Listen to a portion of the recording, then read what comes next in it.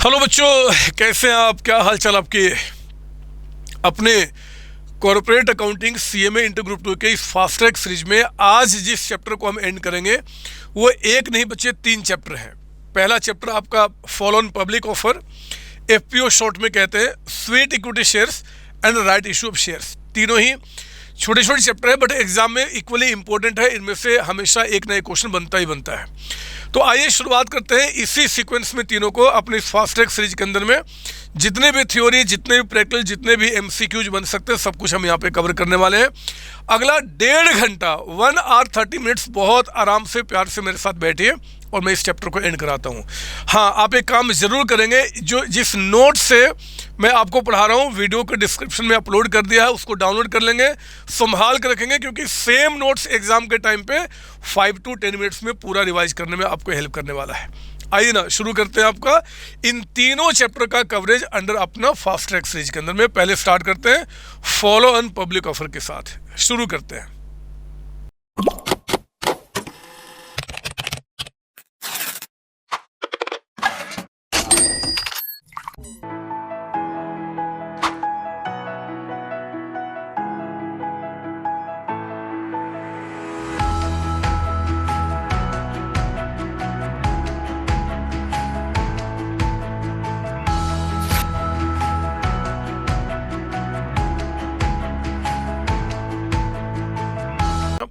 तो पहले हम आते हैं फॉलो ऑन पब्लिक ऑफर। पहले समझते हैं क्या होता है, सुनिए मेरी बात ध्यान से।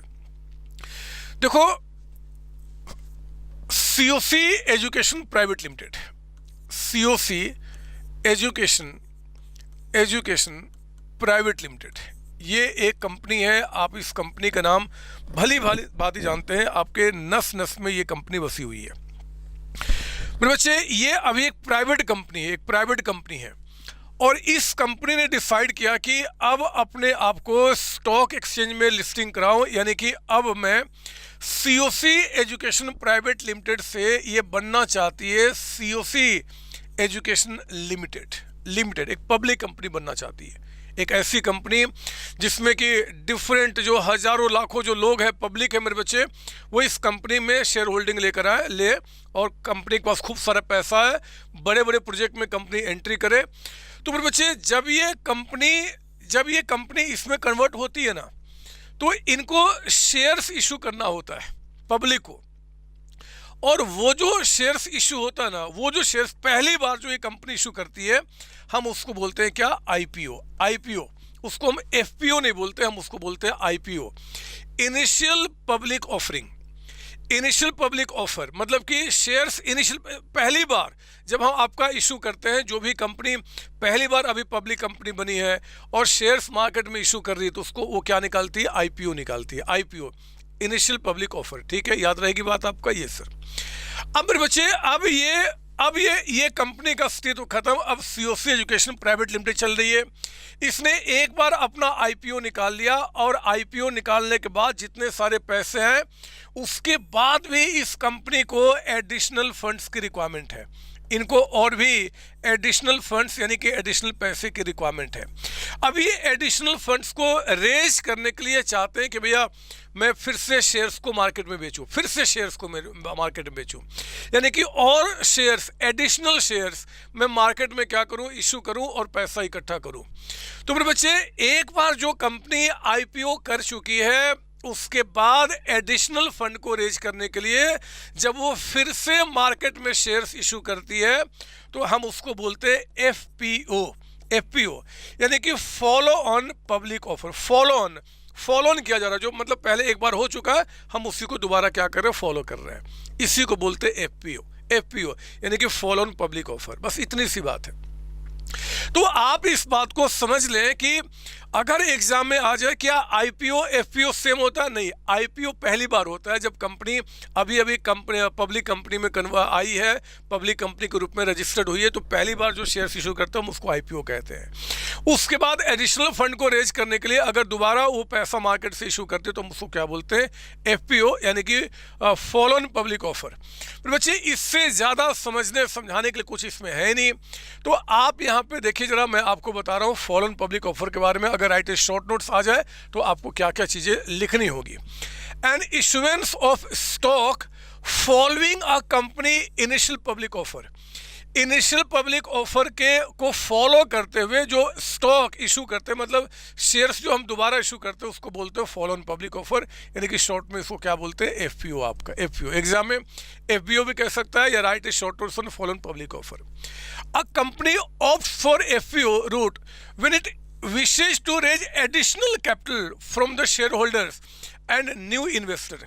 नए लोगों से, नए शेयर होल्डर से अगर एडिशनल, मैंने कहा था एडिशनल, फिर से पैसे की रिक्वायरमेंट अगर आपको होती है, फिर से पैसे की रिक्वायरमेंट होती है, तो हम एफपीओ निकालते हैं। यानी कि कंफर्म्ड है कि जो भी कंपनी एफपीओ निकाल रही है उसके पहले उसने आईपीओ निकाला होगा। आईपीओ पहली बार होता है बच्चे, उसके बाद जितने बार आप निकालते हो हम एफपीओ बोलते हैं। FPO is essentially a stock issue of supplementary share. Supplementary मतलब एडिशनल शेयर्स, है ना। Stock issue of supplementary shares made by a company that is already publicly listed company and has gone through the IPO process. दो बातें, FPO वही निकाल सकता है जो ऑलरेडी एक पब्लिक लिस्टेड कंपनी है। मतलब अब देखो ना, ये एफपीओ निकालने के लिए जरूरी है कि आप क्या हुआ कि ऑलरेडी पहले से पब्लिक लिस्टेड कंपनी आपका है, और दूसरा पहली बार आप क्या कर चुके हो, एक बार आईपीओ आप कर चुके हो, एक बार आईपीओ हो चुका है, तभी एफपीओ होता है ना। FPO are popular method for companies to raise additional equity capital in the capital market through a stock issue. Stock issue मतलब shares को issue करके आपका। FPO should not be confused with IPO.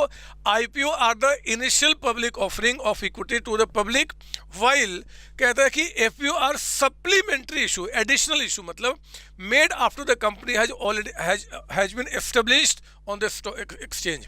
Stock exchange में जो already पहले से established है, यानी कि पहले से ऑलरेडी वो लिस्टेड है आपका, वही कंपनी एफपीओ निकाल सकती है।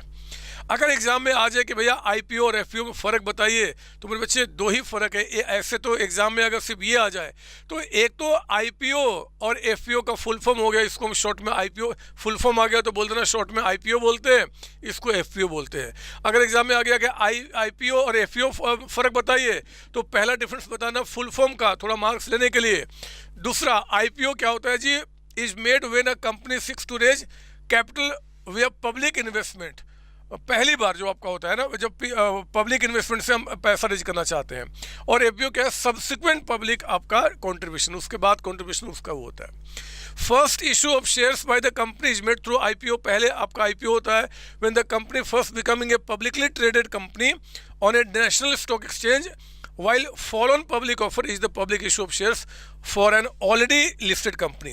जो पहली बार लिस्टेड कंपनी बनती है वो क्या निकालती है, आईपीओ, और जो आपका जो ऑलरेडी लिस्टेड कंपनी वो क्या निकालती है, एफपीओ। बस इतनी सी बात है, बस इतनी सी बात है।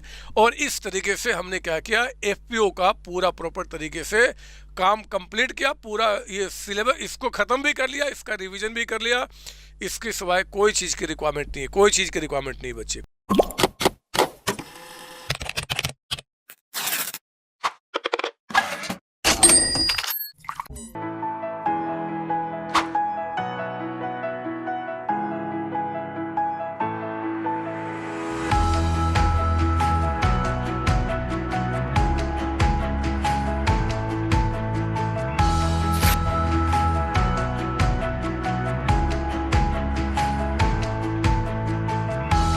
आइए अब इसके बाद मेरे बच्चे आते हैं हम अपना सेकंड, यानी कि स्वीट इक्विटी शेयर्स। ये भी आप बड़े ध्यान से देखेंगे। इसको देखने के बाद जो मेरी बुक है उसको, बुक को आप पढ़ जाएं तो भी ठीक, ना पढ़ जाए तो भी ठीक, सब कुछ मैंने यहाँ पे कवर किया हुआ है। स्वीट इक्विटी शेयर्स क्या होता है जरा समझने की कोशिश करते हैं। मेरे बच्चे, मेरा जो सीओसी एजुकेशन लिमिटेड, मतलब जो मेरी कंपनी है, एक्चुअली मैं कंपनी की बात कर रहा हूँ आपका, जो शेयर्स पब्लिक को इशू करते हैं। तो जो मेरी कंपनी है मेरे बच्चे, मेरे पास एक ऐसा एम्प्लॉय है जिसके पास कोई इंटेलेक्चुअल प्रॉपर्टी है, या फिर उसके पास कोई टेक्निकल नो हाउ है। मतलब कि अगर वो नो हाउ मेरे कंपनी के अंदर लेके आ जाता है तो उससे क्या होगा कि मेरे कंपनी का प्रोडक्शन, मेरा सेल, मेरा बिजनेस बढ़ जाएगा आपका। तो मैं अपने किसी एम्प्लॉय को, रिपीट कर रहा हूँ, किसी एम्प्लॉय को या किसी डायरेक्टर को जो मेरे कंपनी में काम कर रहा है, उसके टेक्निकल नो हाउ के लेने के लिए बच्चे, या जो उसके पास इंटेलेक्चुअल प्रॉपर्टी है उसको अपने कंपनी में लेने के लिए, अगर मैं उसके बदले में उस एम्प्लॉय को, उस डायरेक्टर को मैं कुछ शेयर्स इशू करता हूँ, कुछ शेयर्स इशू करता हूँ, और वो शेयर्स जो इशू करूँगा या तो डिस्काउंटेड प्राइस पे या फिर फ्री ऑफ कॉस्ट, या तो डिस्काउंटेड प्राइस पे या फ्री ऑफ कॉस्ट, तो हम उसको बोलते हैं स्वीट इक्विटी शेयर्स। दोबारा सुनिए, अगर मेरे पास मेरी कंपनी में कोई एम्प्लॉई है, कोई मैनेजर है, कोई डायरेक्टर है, और उसका कोई इंटेलेक्चुअल प्रॉपर्टी है, कोई उसके पास टेक्निकल नो हाउ है, कोई मतलब टेक्नोलॉजी वो जानता है, जो खुद उसने डेवलप किया है, और मैं उस एम्प्लॉई के, उस डायरेक्टर के उस टेक्नोलॉजी को अपनी कंपनी में यूज करना चाहता हूँ, और यूज करने के लिए नॉट फॉर हिज सर्विसेज, हम उस प्रॉपर्टी को, उसका नो हाउ को यूज करने के लिए अगर मैं उसको कोई शेयर्स के थ्रू पेमेंट करता हूं, और वो पेमेंट जो शेयर्स के थ्रू करूंगा कि नो डाउट कि वो आपका डिस्काउंटेड प्राइस पे, अदरवाइज वो क्यों ऐसा करेगा, उसको कहता हूं कि भैया तू एक काम करना कि जो टेक्निकल नो हाउ तुम्हारे पास है ना, जो इंटेलेक्चुअल प्रॉपर्टी है, वो मेरे बिजनेस में ले आओ, हमारे कंपनी के अंदर मालिक बन जाओ, और मालिक भी जो बनोगे ना, तो हम शेयर्स क्या करेंगे, मार्केट प्राइस पर नहीं देंगे, बहुत डिस्काउंटेड प्राइस पर दे देंगे, या फ्री ऑफ कॉस्ट भी दे देंगे, बस तू लेके आ जाओ। तो उस केस में मेरे बच्चे जो शेयर्स हम उनको इशू करते हैं उसको बोलते हैं स्वीट इक्विटी शेयर्स। अब यहाँ पे एक सवाल उठता है कि सर हमने सेक्शन 53 पढ़ा था इशू ऑफ शेयर्स में, वहाँ पे तो कहा गया था कि shares can not be issued at discount, तो यहाँ पे डिस्काउंट पे देने की कैसी बात कर रहे हैं। वहाँ भी मेरे बच्चे सेक्शन 53 के अंदर में आपको बताया गया था कि इक्विटी शेयर्स जो है, shares can not be issued at discount, but there was सब एक्सेप्शन। उस एक्सेप्शन के अंदर में आपका यहाँ पे ईसॉप था, एम्प्लॉयज स्टॉक ऑप्शन प्लान के अंदर में जो शेयर्स इशू करते हैं, एंड स्वीट इक्विटी शेयर्स आपका। तो ये जो दो तरीके के आपके जो शेयर्स होते हैं, they can be issued at discount, तो वो आपका यहाँ पे स्वीट इक्विटी शेयर्स निकल के आता है। याद रहेगी बात आपका, ये सबसे इंपॉर्टेंट बात है। आइए थोड़ा सा समझते हैं एग्जाम में क्या क्या रेलिवेंट है। तो कहते हैं कि when a company issues shares to its employ और directors for providing technical know how, intellectual properties etcetera, उसका कोई भी नाम हो, तो कहते हैं कि ऐसे इशू को हम क्या बोलते हैं, स्वीट इक्विटी शेयर्स। ध्यान रखना, as per section 288 of companies act है, ये कैट नहीं बदमाश, एक्ट है। As per section 288 of companies act 2013, sweet equity shares means इस एक्ट में 2 सबसेक्शन 288, इसको ध्यान रखना पड़ेगा। 288 में इस बात को डिफाइन किया गया है कि sweet equity shares means such equity shares as are issued by a company to its directors or employee at a discount or for consideration, या तो डिस्काउंट के प्राइस पे, या फिर जो कंसिडरेशन होगा अदर देन कैश, मतलब कैश के सिवाय किसी और भी पर्पस के लिए, मतलब फ्री भी दे दिया, या उनका हमने बोला कि चलो कोई बात नहीं, जो आपका इंटेलेक्चुअल प्रॉपर्टी है हम उसके बदले में ये शेयर्स आपको देते हैं, है ना। तो वो सब कुछ मेरे बच्चे इसमें कवर होगा। For providing their know how और making available right in the nature of intellectual property rights और value additions by whatever name call. कोई भी नाम आप लिख लो, मतलब जैसे हमने कहा इंटेलेक्चुअल प्रॉपर्टी, हमने कहा आपका वैल्यू एडिशन, हमने कहा आपका टेक्निकल नो हाउ, ऐसे कोई भी नाम जो मार्केट में चल रहे हैं, बस ध्यान रखना अगर उस एम्प्लॉय का, जो एम्प्लॉय हमारे साथ काम कर रहा है, जो डायरेक्टर हमारे पास काम कर रहे हैं, उनका जो सर्विसेज ले रहे हैं मेरे बच्चे, उसके बदले में नहीं, सर्विसेज के बदले में नहीं, हम उनका कोई ऐसा, उनके पास एक एक्स्ट्रा ऑर्डिनरी, मतलब कोई उनके पास स्किल है, जिस स्किल को हम अपने साथ जोड़ना चाहते हैं और उसके बदले में हम शेयर्स इशू करते हैं, तो स्वीट इक्विटी शेयर्स के अंदर में आपका काउंट किया जाएगा, ठीक है ना। तो ये आपको एक तो सेक्शन 288 आपको याद रखना पड़ेगा। Provisions relating to issue of sweet equity shares, क्या प्रोविजंस आपका है, इनके प्रोविजंस मेरे बच्चे 2 जगह बताया गया है। एक तो सेक्शन 54 के अंदर में, सेक्शन 54 बड़े आसानी से आप याद कर सकते हो, क्योंकि सेक्शन 53 हमारा डिस्काउंट का था, 52 किसका था, प्रीमियम का, 53 किसका था, डिस्काउंट का, 54 किसका, स्वीट इक्विटी शेयर्स का, ठीक है ना। 53 के बाद ही 54 आपका है। तो एक तो इसका जो प्रोविजंस है, प्रोविजंस की मतलब कि ये स्वीट इक्विटी शेयर्स इशू करने पे क्या क्या हमें बातें ध्यान देनी पड़ेंगी, ये बातें हमें कहाँ कवर किया गया है, सेक्शन 54 ऑफ कंपनीज एक्ट 2013 के अंदर में। और इसके साथ साथ मेरे बच्चे rule 8 of company share capital and debenture rule 2014, ये 2 जगह आपका कवर किया गया है। एग्जाम में आ जाए कि स्वीट इक्विटी शेयर्स का डेफिनेशन की सेक्शन के अंदर लिखा हुआ है 288 के अंदर में, लेकिन जो इनका प्रोविजंस है, स्वीट इक्विटी शेयर्स इशू करने का प्रोविजन, क्या क्या बातें हमें ध्यान रखनी होगी, तो वो 2 जगह बताया गया है। एक तो सेक्शन 54 ऑफ कंपनी एक्ट 2013 के अंदर में, और दूसरा मेरे बच्चे rule 8 of companies share capital and debenture rule 2014 आपका, ऐसे रूल 2019 आ चुका है, बट अभी तक आपका इंस्टीट्यूट 2014 को अपने स्टडी मेट में दिया, तो हम वही बातें आपका कर रहे हैं, ठीक है ना। सुनिए मेरी बात ध्यान से, ये सेक्शन 54 किस पे लगेगा?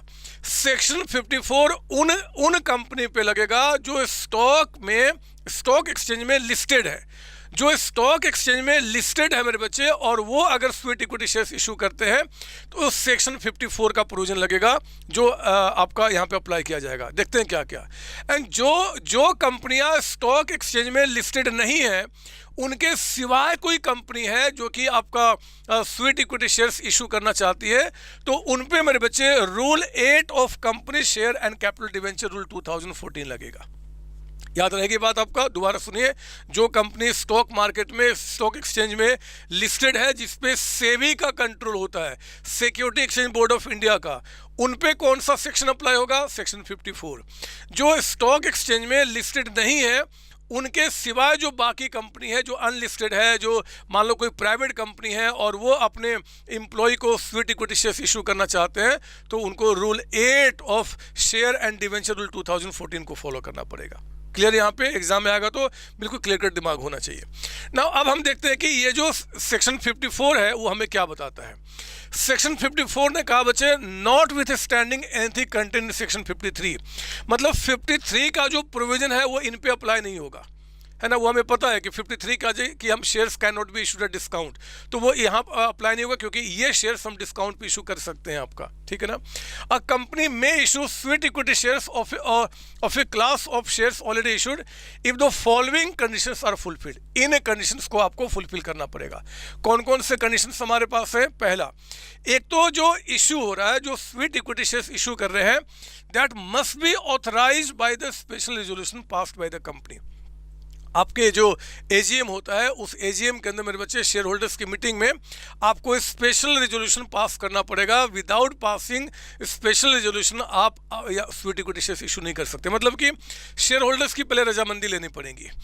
इसके साथ साथ उस रेजोल्यूशन में, जो आप रेजोल्यूशन पास करेंगे, उस रेजोल्यूशन में आपको बताना पड़ेगा कितने शेयर्स आप स्वीट इक्विटी शेयर्स में इशू करना चाहते हो, उनकी करंट मार्केट प्राइस क्या है, आप इस मार्केट प्राइस के अगेंस्ट कितना अमाउंट आप उनसे चार्ज कर रहे हो, जिनको हम स्वीट इक्विटी शेयर्स इशू कर रहे हैं। या तो फ्री में, तो कुछ भी चार्ज नहीं कर रहे हैं, या कुछ अमाउंट अगर चार्ज कर रहे हो तो वो अमाउंट कितना आपको वो बताना पड़ेगा। एंड द क्लास और classes of directors employ to whom such equity shares are to be issued, और किनको आप इशू करना चाहते हो, किस क्लास ऑफ एम्प्लॉय को, वो भी आपको बताना पड़ेगा। तो मेरे बच्चे सेक्शन 54 का आ जाए कि जरा बताओ क्या प्रोविजंस बोलता है, तो क्या बोलेंगे जी? एक तो notwithstanding anything content in section 53, if company wants to issue equity shares, sweet equity shares, then following provisions will apply as per section 54। पहला क्या कि company will have to pass the special resolution, पहला हो गया।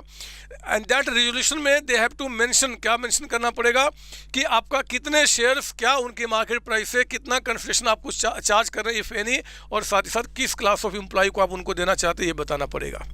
आपको तीसरी बात ध्यान देनी होगी बच्चे, जो सेक्शन 54 ने कहा हुआ है कि वही company sweet equity shares issue कर सकती है जो एटलीस्ट 1 साल अभी तक वो आपका मार्केट में एग्जिस्ट कर रही है, जिसका एग्जिस्टेंस एटलीस्ट 1 साल से है, नॉट लेस देन 1 ईयर, मतलब कम से कम 1 year at the date of such issue, उस डेट पे इलेप्स्ड हो जाना चाहिए since the date on which the company had आपका कमेंस बिजनेस, जिस दिन कंपनी ने बिजनेस कमेंस किया है उससे 1 साल का पीरियड गुजरने के बाद ही आप स्वीट इक्विटी शेयर्स दे सकते हैं। जल्दी, सेक्शन 54 में क्या क्या बातें हैं? पहला, स्पेशल रेजोल्यूशन पास करना होगा।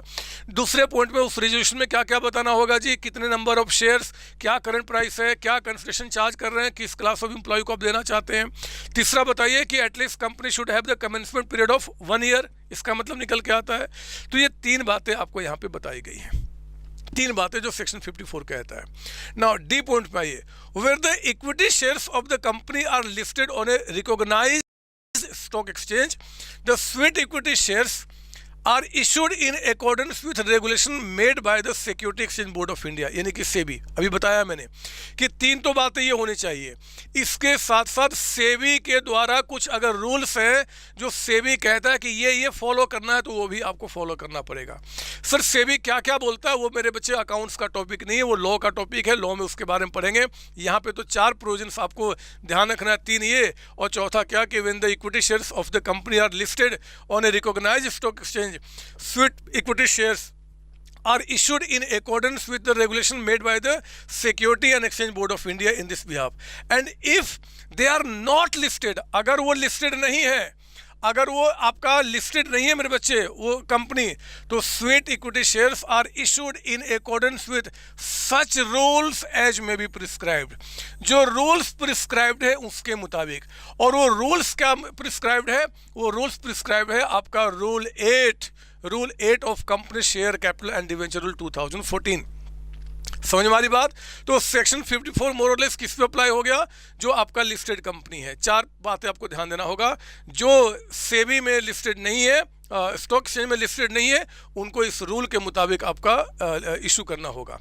अब वो रूल क्या बोलता है जरा एक बार वो भी सुन लें। Rule 8 of company share capital debenture rule 2014 क्या बोलता है मेरे बच्चे? वो भी कहता है, एक तो पहले नंबर ए कि a company other than a listed company, जो इसको फॉलो करेंगे, which is not required to comply with SEBI, जो सेबी को कंप्लाई नहीं करेगा क्योंकि वो लिस्टेड ही नहीं है, मतलब उनको छोड़ के बाकी जो कंपनी है, कहता है कि shall not issue sweet equity shares to directors employ unless the issue is authorised by special resolution.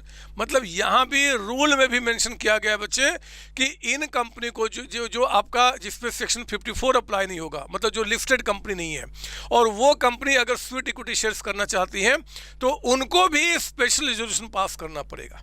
तो एक्ट में भी वही लिखा हुआ है, रूल में भी वही लिखा हुआ है, बस ध्यान देना आपको इसके बारे में, ठीक है ना। दूसरा, explanatory statement to be annexed to the notice of general meeting. उस जनरल मीटिंग में आपको जो एक्सप्लेनेटरी स्टेटमेंट, वही हो गया ऊपर वाली बातें, कितने शेयर्स देना चाहते हो, किस क्लास ऑफ एम्प्लॉय को देना चाहते हो, क्या करंट प्राइस आपका है, किस प्राइस पे आप देना चाहते हो, वो सारे किस पर्पस के लिए देना चाहते हो, सारे एक्सप्लेनेशन आपको क्या करना होगा उस जनरल मीटिंग में एनेक्स करना होगा, ठीक है ना। तो मुझे तो अभी वही चीज़ दिख रहा है यहाँ पर भी। तीसरा point, special resolution authorising the issue of sweet equity shares shall be valid for making the allotment within a period of not more than 12 months from the date of passing the special resolution। ये एक नया point यहाँ पे add किया गया है कि जिस दिन आपने स्पेशल रेजोल्यूशन पास किया मेरे बच्चे, उसके 1 साल के अंदर में ही आपको स्वीट इक्विटी शेयर्स इशू कर देने हैं। मतलब ऐसा नहीं कि आज आपने रेजोल्यूशन पास किया और 10 साल के बाद आप इशू कर रहे हो, ऐसा यहाँ पर नहीं बोला गया है। With in A period of 1 year, 1 साल। आज हमने स्पेशल रेजोल्यूशन पास किया तो आज से 1 साल के अंदर में हमें क्या करना है, sweet equity shares to the maximum issue कर देना है। तीसरा पॉइंट निकल के आया। 4th पॉइंट यहाँ पे नया है कि कंपनी टू द मैक्सिमम कितना स्वीट इक्विटी शेयर्स इशू कर सकती है, कितना? तो कहते हैं कि नॉट मोर देन, वो 2 बातें कहते हैं मेरे बच्चे। वो कहते हैं कि देखो जी, ये कौन सा पॉइंट था, 4th पॉइंट को मैं ऐसे आपको समझा देता हूँ। 4th पॉइंट को यहाँ पे 4th पॉइंट ये था। 4th पॉइंट में कहते हैं कि आप इन 2 में से हायर अमाउंट क्या जी, एक तो 15% ऑफ एग्जिस्टिंग, उनका जो एग्जिस्टिंग इक्विटी शेयर कैपिटल है, इक्विटी शेयर कैपिटल जितना एग्जिस्टिंग इक्विटी शेयर कैपिटल है उसका 15% देख लो, उसका 15%, और या फिर देख लो यहाँ पे क्या 5 करोड़। इन दोनों में से जो हायर होगा उतने रुपए का आप स्वीट इक्विटी शेयर्स इशू कर सकते हो। मतलब उनका मान लो इक्विटी शेयर कैपिटल अभी जो एग्जिस्टिंग है, paid up equity share capital, वो मान लो आपका 10 करोड़ का अमाउंट है बच्चे, 10 करोड़ का। तो 10 करोड़ का 15% कितना हो गया, 1.5 करोड़, और ये कितना 5 करोड़। तो मैं स्वीट इक्विटी शेयर्स के रूप में मैक्सिमम टू मैक्सिमम कितना शेयर्स दे सकता हूँ, 5 करोड़, हायर का अमाउंट आपका। अगर मान लो उसका एग्जिस्टिंग कैपिटल मान लो 150 करोड़ है, 150 करोड़, तो 150 करोड़ का 15% कितना हो गया, 22.5 करोड़। 22.5 और यहाँ कितना आपका 5, इन दोनों में से हायर क्या हो गया आपका 20.5, आपका इतने का इशू कर सकते हैं। मतलब ये रूल 8 ऑफ शेयर आपका company share capital and debenture rule 2014 के अंदर मेरे बच्चे आपको बोला गया कि अगर आप स्वीट इक्विटी शेयर्स करते हो तो फिर क्या होगा, इसको ये ध्यान रखना, लिमिट कहाँ दिया गया है यहाँ पे। और सेक्शन 54 का लिमिट क्या होगा जो सेबी बताएगा, सेबी क्या बताएगा हमें कंसर्न नहीं रखता क्योंकि हमारे कोर्स में वो कवर नहीं है, वो लॉ के अंदर का टॉपिक बनता है, ठीक है ना। तो रूल को हम समझ रहे हैं, यहाँ पे पढ़ेंगे एक बार 4th पॉइंट, एक बार दोबारा स्टार्टिंग से। रूल 8 क्या बोलता है, पहला रूल कहता है बस सिंपली सा कि it must be authorised by special resolution pass by the company general meeting, पहला हो गया। दूसरा एक्सप्लेनेटरी स्टेटमेंट का मतलब वही जो डिटेल्स है वो सब आपको उसमें एग्जिट करना होगा, यानी कि मीटिंग में ऐड करना होगा डिटेल्स। तीसरा स्पेशल रेजोल्यूशन पास करने के 12 मंथ्स के अंदर में आपको क्या करना होगा, जो स्वीट इक्विटी शेयर्स कर देना होगा, उसके आगे अलाउड नहीं, अदरवाइज दोबारा आपको पास करना होगा। Fourth, company shall not issue sweet equity shares for more than 15% of existing paid up equity share capital, existing paid up equity share capital और shares of the issue value of ₹5 crore whichever is higher, मैंने आपको बता दिया। इसके बाद मेरे बच्चे 5th point कहता है कि जो भी शेयर्स आप स्वीट इक्विटी शेयर्स के रूप में आप अपने एम्प्लॉय को देंगे, एम्प्लॉय को एक लॉक इन पीरियड डालेंगे आप, लॉक इन पीरियड का मतलब कि एक ऐसा पीरियड जिस पीरियड के अंदर में वो एम्प्लॉय उन शेयर्स को कहीं आगे नहीं बेच सकता, वो उसको अपने पास रखना पड़ेगा। और वो लॉक इन पीरियड मेरे बच्चे कहा गया कि मिनिमम 3 इयर्स का आपका होना चाहिए, 3 साल का। पढ़िए यहाँ पे क्या बता रहा है, sweet equity shares issued to directors और employees shall be locked in non transferable for a period of 3 years from the date of allotment. Allotment से लेके आपका जो 3 इयर्स का पीरियड होगा, 3 साल का पीरियड, उस 3 इयर्स में आप उसको आपका जो एम्प्लॉय होगा उसके साथ एग्रीमेंट करना होगा, उसको बताना होगा कि वो आप ट्रांसफरेबल नहीं रहेगा वो, क्योंकि आपके इंटेलेक्चुअल प्रॉपर्टी के लिए हम आपको दे रहे हैं, आपके नो हाउ के लिए दे रहे हैं, तो उसी के लिए आपके पास ही होना चाहिए, किसी और को नहीं। एक्चुअली इसका रीज़न बताता हूँ क्या होता है। ये जो शेयर्स होते हैं ना बच्चे, ये शेयर्स हम एम्प्लॉय को इसलिए देते हैं ताकि उसका टेक्निकल नो हाउ हमारे पास आए, उसका इंटेलेक्चुअल प्रॉपर्टी आए और हम उसको एक तरीके से मालिक बना रहे हैं, कंपनी के अंदर में ओनरशिप दे रहे हैं। शेयर्स देने का मतलब हुआ, अब क्योंकि वो एक बड़ी चीज़ कंपनी के अंदर ऐड करता है तो इसलिए उसको अलाउ करते हैं। कोई बात नहीं, मार्केट में प्राइस मान लो कि आपका 400 रुपीज़ है, कोई बात नहीं, आपको 5 रुपीज़ में ही दे देंगे, आप मालिक हो, या फ्री में भी दे देंगे, हम वो भी अलाउ करते हैं आपका। तो ऐसा ना हो कि आपने शेयर्स किसी को दिया और उसने क्या किया, 5 रुपीज़ में लेके आगे फिर 400 में किसी को बेच दिया, नहीं, उसको मालिक बन के रहना पड़ेगा 3 इयर्स तक एटलीस्ट। लॉकिंग पीरियड कितना, 3 इयर्स का आपका, ठीक है ना। और फिर कहता है कि sweet equity shares to be issued shall be valued at a price, जो स्वीट इक्विटी शेयर्स आपने इशू किया है उसकी वैल्यू जो आपको दिखाना है, जो वैल्यू करना है at a price determined by a registered valuer as the fair price giving justification for such valuation. मतलब कि अगर आप जो शेयर्स आप एम्प्लॉय को दे रहे हैं तो उसकी फेयर वैल्यू कितनी है, उसकी आज की प्राइस कितनी है, वो कौन बताएगा, आपका जो रजिस्टर्ड वैल्यूअर होते हैं हमारे देश में वो बताएंगे उस प्राइस को, आपका है ना, उनसे वैल्यूएशन लेना है, वो प्राइस आपको आगे डिटेल देना है जनरल मीटिंग के अंदर में। तो ये 6 पॉइंट मेरे बच्चे, आप इस बात को ध्यान रखेंगे, दोबारा सुन लीजिए क्या क्या आपके लिए इंपॉर्टेंट बात है। तो एक तो हमने स्वीट इक्विटी शेयर्स के अंदर में आपको सेक्शन 288 जिसमें कि स्वीट इक्विटी शेयर्स का डेफिनेशन दिया गया, स्वीट SWEET मिठाई वाला नहीं, SWEET, तो आपका उस का डेफिनेशन दिया गया है, डेफिनेशन आपको याद रखना पड़ेगा। प्रोविजंस आपको बताना है कि सेक्शन 54 ऑफ कंपनीज एक्ट में and rule 8 of share capital company share capital and debenture rule 2014 के अंदर में बताया गया है। जो भी कंपनी लिस्टेड है उनके ऊपर में सेक्शन 54 अप्लाई होगा, जो कंपनी लिस्टेड नहीं है अदर देन लिस्टेड कंपनी पे रूल 8 आपका अप्लाई होगा।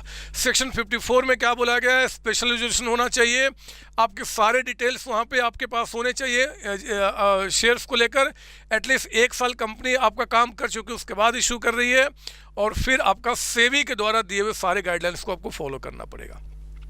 जो कंपनियां आपके शेयर्स के रूल को फॉलो नहीं करती हैं, जो लिस्टेड नहीं है, उनको रूल 8 को फॉलो करना होगा।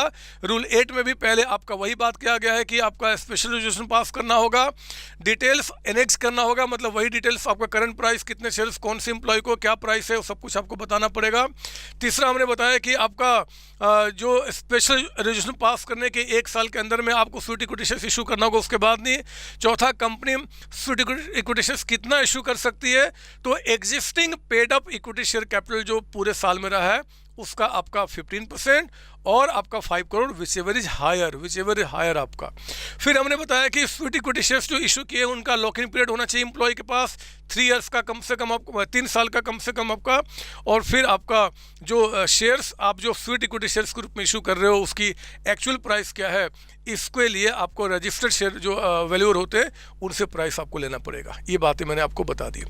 इसके बाद मेरे बच्चे अब हम आगे क्या, यहाँ पे accounting for issue of sweet equity shares. मैं चाहता हूँ कि अकाउंटिंग पे आने के पहले एक बार आप क्या कीजिए कि अकाउंटिंग पे आने के पहले एक बार आपको जो पीछे बताया, मैं यहाँ पे 1 सेकंड का पॉज लेता हूँ, उसको एक बार फटाफट रीड आउट कर लीजिए, उसके बाद हम इसको शुरू करते हैं। आइए जल्दी से पढ़ेंगे आप, 1 सेकंड का पॉज देता हूँ मैं आपको। आइए अब मेरे बच्चे accounting for issue of sweet equity shares, very simple.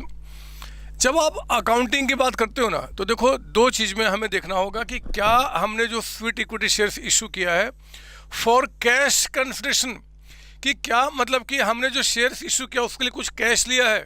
अगर मेरे बच्चे कुछ कैश लिया होगा तो आप क्या करोगे कि इसमें कोई डाउट ना हो कि स्वीट इक्विटी शेयर्स में जब हम कैश लेते हैं तो वो डिस्काउंटेड प्राइस होता है। देखिए हम एंट्री कैसे करेंगे।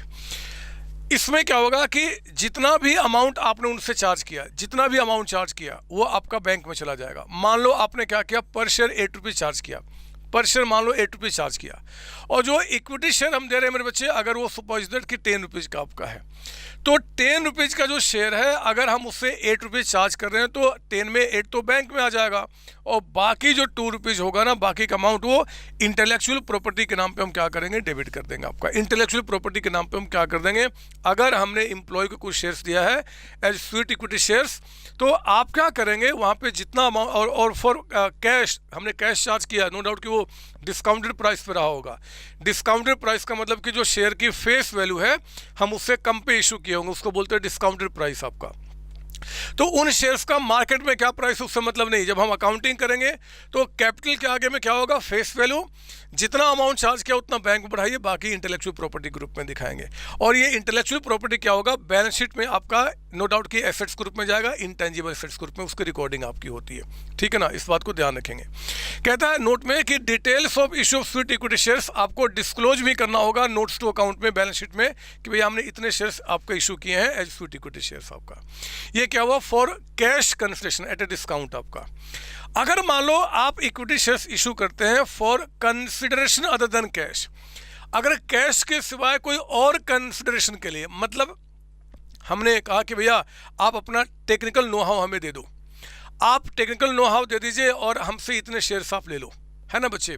तो ये आपका होता है क्या कि अब जब हमने शेयर्स इशू किया for consideration other than cash to the employ और डायरेक्टर्स आपका, तो वहाँ पे क्या निकल के आ रहा है कि एक तो हमारे पास से शेयर्स इशू हो रहे हैं, है ना, और वो जो एसेट है, वो एसेट क्या है, वो कोई भी एसेट हो सकता है, जो भी नाम से आप पुकारें उस एसेट को हम लाने की एंट्री करेंगे। देखिए हमारा ये आपका क्या सजेस्ट करता है इंस्टीट्यूट, यहाँ पे कहता है कि अगर आपने यहाँ पे जब स्वीट इक्विटी शेयर्स इशू किया है तो यहाँ पे कुछ वो बोलते हैं, ये क्या बोलते हैं बाद में, पहले मैं आपको एंट्री से समझाना चाहता हूँ। ये लीजिए, number 1, when sweat equity shares issued in pursuant to acquisition of asset. अगर मान लो हमने कोई क्या किया, एम्प्लॉय से कोई एसेट लिया, कोई इंटेलेक्चुअल प्रॉपर्टी लिया, कोई टेक्निकल नो हाउ लिया, जो भी नाम बताएगा, और उस एसेट के बदले में हम कहते हैं कि हम आपको शेयर्स दे रहे हैं। याद रखना, कैश नहीं, कैश वाली बात हो गई। कैश वाले में क्या होगा जी, हम कैपिटल के आगे में फेस वैल्यू, जितना कैश लिया आपको बैंक में दिखाएंगे, बाकी इंटेलेक्चुअल प्रॉपर्टी को डेबिट कर देंगे। यहाँ पे मेरे बच्चे कैश नहीं, अगर आप कोई एम्प्लॉय से आप कोई भी एसेट ले रहे हो, उनका टेक्निकल नो हाउ, उनकी कोई टेक्नोलॉजी ले रहे हो, कोई आपका कॉपीराइट्स उनका ले रहे हो, आप जो भी एसेट्स ले रहे हो, और उसके बदले में आप शेयर्स दे रहे हो, कोई अमाउंट चार्ज नहीं कर रहे हैं, तो हमारा यहाँ पे कहा जाता है कि जब एंट्री पास किया जाएगा, जब एंट्री पास किया जाएगा तो उस एंट्री में क्या करेंगे, नज़र यहाँ डालिए, इक्विटी शेयर कैपिटल के आगे में बिना किसी डाउट को हम क्या करेंगे जी, आपका यहाँ पे आप दिखाएंगे उसकी फेस वैल्यू, जो उसकी फेस वैल्यू है मान लो 10 रुपीज़, और जो इंटेलेक्चुअल प्रॉपर्टी आपने जो लिया उसकी जितनी वैल्यू आप यहाँ पे बताएंगे। मान लो आप कहते हो कि जैसे मान लो कि हमने क्या किया, 10 करोड़ रुपीज़ के उनको शेयर्स दिए हैं, 10 करोड़ रुपीज़ के, और आप कहते हो कि भैया जो प्रॉपर्टी हमने लिया ना उनसे, मतलब जो एसेट लिया वो भी 10 करोड़ का है, तो हम क्या करेंगे, 10 करोड़ का आपने कैपिटल दिया और प्रॉपर्टी भी अगर 10 करोड़ रुपीज़ का आपका हुआ, तो फिर डिफरेंस कुछ नहीं आएगा, यहाँ पे कोई भी नाम नहीं आएगा बच्चे। बस ये एंट्री हो गया, intellectual property to equity share capital account, बस इतना काम। दोबारा सुनिए सिंपल शब्दों में, यहाँ पे अगर मान लो पैसा लिया तो पैसा यहाँ चला गया, कैपिटल यहाँ पे जो बच गया वो इंटेलेक्चुअल। मैं कह रहा हूँ हमने उनसे पैसा लिया ही नहीं, जब पैसा ही नहीं लिया तो फिर बैंक आने का मतलब नहीं बनेगा, तो अल्टीमेटली क्या ये एंट्री बन जाएगी आपकी कैपिटल और इंटेलेक्चुअल प्रॉपर्टी आपका। मैं वही बता रहा हूँ कि अगर मान लो हमने शेयर्स इशू किया, कोई एसेट उनका technical know how, technology, copyrights, कुछ भी आपका इंटेलेक्चुअल प्रॉपर्टी, उसको लेने के लिए तो आप क्या कीजिए, कैपिटल को क्रेडिट कीजिए, जितने रुपए का फेस वैल्यू है, जितने रुपए का आप इंटेलेक्चुअल प्रॉपर्टी आप ले रहे हैं उसकी टू द मैक्सिमम वैल्यू कितनी हो सकती है, इतना ही हो सकता है, इससे ज़्यादा तो नहीं ना। अरे कोई एम्प्लॉय 15 करोड़ का सामान आपको 10 करोड़ में क्यों देगा, है ना। अगर वो आपका 15 करोड़ का सामान देगा, आपका कोई राइट देगा, तो 15 करोड़ रुपीज़ वैल्यू लेगा, यही तो आपका होगा ज़्यादा से ज़्यादा।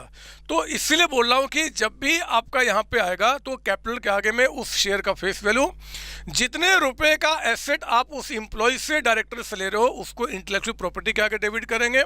ये हमारा एंट्री मेन हो गया। अगर मान लो कि हमने क्या किया जी, 10 करोड़ का हमने उनको शेयर्स इशू किया, 10 करोड़ का आपका शेयर्स, और रजिस्टर्ड जो वैल्यूअर है, रजिस्टर्ड वैल्यूअर वो था ना आपका, उसके हिसाब से, रजिस्टर्ड वैल्यूअर के हिसाब से जो उस इंटेलेक्चुअल प्रॉपर्टी की जो वैल्यू है, वो कहते हैं कि नहीं जी उसकी वैल्यू तो सिर्फ यहाँ पे 8 करोड़ की है। वो कहता है कि नहीं आप 10 करोड़ का पेमेंट करो कोई बात नहीं, लेकिन वैल्यू कितना है, वो कहता है कि 8 करोड़ का। तो हम यहाँ पे क्या करेंगे, 8 करोड़ की एंट्री करेंगे। एसेट उतने का ही दिखाओगे जो उसकी फेयर वैल्यू है एज पर रजिस्टर्ड वैल्यूअर आपका। और फिर जो आपका डिफरेंस निकल के आएगा वो एम्प्लॉय डायरेक्टर कंपनसेशन एक्सपेंस के रूप में दिखा देंगे। एम्प्लॉय को दिया तो एम्प्लॉय कंपनसेशन एक्सपेंस, अगर डायरेक्टर को दिया तो डायरेक्टर कंपनसेशन एक्सपेंस में आपका। हम इसको बैलेंस शीट में क्या करेंगे, ये एसेट के रूप में बैलेंस शीट में जाएगा, है ना, ये कैपिटल में आपका ऐड हो जाएगा। और ये हम क्या करेंगे जी, अपने प्रॉफिट लॉस में employees benefit expense, employees cost जो होता है हम उसमें क्या करेंगे, इसको ऐड करके एक्सपेंस दिखा देंगे। याद रहेगी मेरी बात बच्चे, यहाँ पे याद रहेगी बात। यस सर, यस सर, ठीक है। अगर मान लो यहाँ पे कहता है, ये कुछ भी नहीं, आप आराम से अपनी एंट्री बना सकते हैं। कहता है कि स्वीट इक्विटी शेयर्स इशू किया गया not in pursuant to acquisition of asset. कोई एम्प्लॉय था, हमने कहा कि अगर वो एम्प्लॉय, जैसे कि अभी आप ये अभी आपने देखा होगा, एक रूबिका लिकायत एक आपका एंकर है, अब पता नहीं आपको पता है कि नहीं पता है, वो एबीपी न्यूज़ में काम करती है, और सुनने में आ रहा है कि अब उसने क्या किया, रिजाइन करके एक दूसरे न्यूज़ कंपनी को ज्वाइन करने वाली है। तो मेरे बच्चे, अब जो दूसरे न्यूज़ चैनल में जिसमें ज्वाइन कर रही है, वो उनको क्या कर रहे हैं, शेयर्स दे रहे हैं कि आप हमारी कंपनी में आओ, हम आपको क्या करेंगे, शेयर्स देंगे फ्री ऑफ कॉस्ट आपका। तो अब रूबिका लिकायत को मेरे बच्चे, जो नई जो कंपनी है जो शेयर्स इशू कर रही है, वो शेयर्स दे रही क्यों, क्योंकि आप हमारी कंपनी में आओ। इससे क्या होगा जी, हमारा पॉपुलैरिटी बढ़ेगा, ये होगा वो होगा। कोई एसेट्स क्रिएट नहीं हो रहा है, कोई एसेट क्रिएट नहीं हो रहा, बस आप हमारी कंपनी में आ जाओ। तो मेरे बच्चे, उस केस में अगर हम उसको कंपनी में बुलाने के बदले में दे रहे हैं, तो एक तो हमने कैपिटल इशू किया, उसकी एंट्री कर दीजिए। और क्योंकि हमारे पास कोई इंटेलेक्चुअल प्रॉपर्टी क्रिएट नहीं हुआ, कोई प्रॉपर्टी क्रिएट नहीं हुआ, कोई टेक्निकल नो हाउ हमारे पास नहीं आया, कुछ भी ऐसा नहीं आया, तो कोई बात नहीं। जब ये आपका ज़ीरो हो गया तो सारा खर्च क्या होगा, एक्सपेंस के रूप में दिखा देंगे। तो employees director compensation expense account debited to equity share capital account. ठीक है ना, it's very simple to remember, कोई बड़ी बात नहीं बता रहा हूँ, ये आपके दिमाग में बैठ जाए। और नीचे मैंने वही बता दिया कि एम्प्लॉयज कंपनसेशन खर्च जो होगा वो कहाँ जाएगा जी, statement of profit loss account में एम्प्लॉयज बेनिफिट एक्सपेंस के अंदर में ऐड होते हुए। और जो डिटेल्स है स्वीट इक्विटी शेयर्स का, वो आपको बैलेंस शीट में देना पड़ेगा, वो हमेशा हम देते हैं। हमने बैलेंस शीट का फॉर्मेट में ही पढ़ा हुआ है कि डिटेल्स, बोनस इशू किया है, स्वीट इक्विटी शेयर्स किया है, for consideration other than cash आपने इशू किया, तो सब आपको डिटेल बताना पड़ता है, तो कोई नई बात नहीं है ना, ये भी मैंने आपको बता दिया। इसके बाद एक क्वेश्चन आपके इंस्टीट्यूट ने अपने स्टडी मेट में दिया है, मैंने उस क्वेश्चन को भी यहाँ पे ले लिया है, बहुत आसानी से आप ये एंट्री कर सकते हैं। अब देखिए यहाँ पे एंट्री समझा रहा हूँ। Number A, Tinco limited allotted 500 sweet equity shares of 100 each to its director at a discount of 6%। Discount पे इशू करने का मतलब क्या, हमने पैसा चार्ज किया है, यानी कि हमने कंसिडरेशन रिसीव किया है। तो कोई बात नहीं, जितने रुपए के शेयर्स है 500 इंटू 100 यानी कि 50,000, वो इक्विटी शेयर कैपिटल के आगे चला गया। जितना अमाउंट चार्ज किया 6% डिस्काउंट हटा के वो बैंक में चला गया आपका, और बाकी जो 6% का अमाउंट होगा वो हम क्या करेंगे, इंटेलेक्चुअल प्रॉपर्टी के नाम पे उसको दिखा देते हैं, है ना। ये हमारा एंट्री होता है। यहाँ पे हम एक्सपेंस दिखाना अलाउड नहीं है, इंटेलेक्चुअल प्रॉपर्टी दिखाना अलाउड है, इंटेलेक्चुअल प्रॉपर्टी दिखाना अलाउड है, इंटेलेक्चुअल प्रॉपर्टी दिखाना अलाउड है। इस बात को ध्यान रखेंगे, इंस्टीट्यूट को हमेशा फॉलो करना है। सेकंड में 800 equity shares of 100 each allotted to employee at par in consideration of technical know how. जिस एम्प्लॉय को हम शेयर्स दे रहे हैं, हम पैसा चार्ज नहीं कर रहे हैं, हम टेक्निकल नो हाउ के बदले में क्या कर रहे हैं जी, हम उनको शेयर्स इशू कर रहे हैं। तो मेरे बच्चे, हमारे पास एसेट क्या आ रहा है, टेक्निकल नो हाउ। कोई भी नाम कहा जा सकता है, जो नाम बोलेगा आप उस नाम को डेबिट कीजिए, है ना। और आपने क्या, इक्विटी शेयर कैपिटल। तो इक्विटी शेयर कैपिटल हो गया 800 इंटू 100 यानी कि 80,000। अब आपको जो एसेट आ रहा है नो हाउ, उसकी वैल्यू कितनी है वो आपको नहीं बता रहा है, रजिस्टर्ड वैल्यू नहीं बता रहा। तो हम क्या मानेंगे, जितने का हमने शेयर्स इशू किया उतनी उसकी वैल्यू रही होगी। तो आपने क्या किया, वो आपका 80,000 लिख दिया।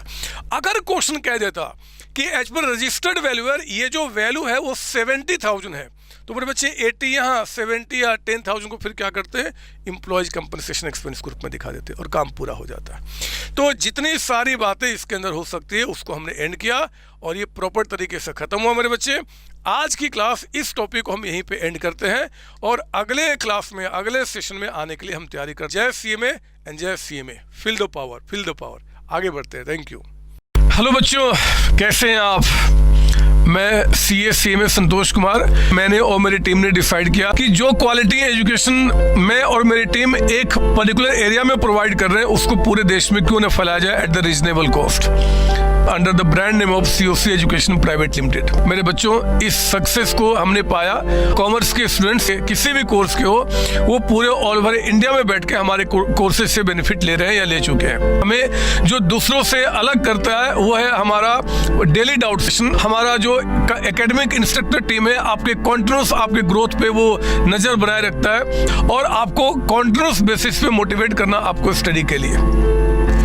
मेरे बच्चों, कुछ रिव्यूज पूरे ऑल ओवर इंडिया से आए हैं, मैं चाहता हूं कि वो आपसे शेयर करूं। This is Komal Mishra of class 11. I am Rishik, preparing for CA Foundation. Hello, my name is Vanshika and I'm doing CA Intermediate. Ayaz from Bihar, student of CUC since class 11th and now in founded. I have purchased my CMA intermediate classes from CSC Education. Hi everybody, this is Rahul. I am currently pursuing the CMA finals. मैंने YouTube पर पहली बार संतोष sir का class देखा, उनके पढ़ाने का तरीका मुझे बहुत ही पसंद आया। Very thankful to Santosh sir. He is really a very nice teacher. अगर मैं संतोष सर के टीचिंग स्टाइल के बारे में बात करूँ तो आपको महसूस ही नहीं होगा कि आप वीडियो क्लासेस में बैठे हो, आप लाइव क्लासेस में बैठे हो। Santosh sir has cleared all my doubts and he gives a very तगड़ा concept over accounting. Thanks to COC, my concepts are pretty clear, my doubts get clear right away and I'm even able to score a good mark. ये आप भी हमारे साथ join करें और success के path पे आप भी हमारे साथ अपने सपनों को पूरा करें। थैंक यू बच्चों।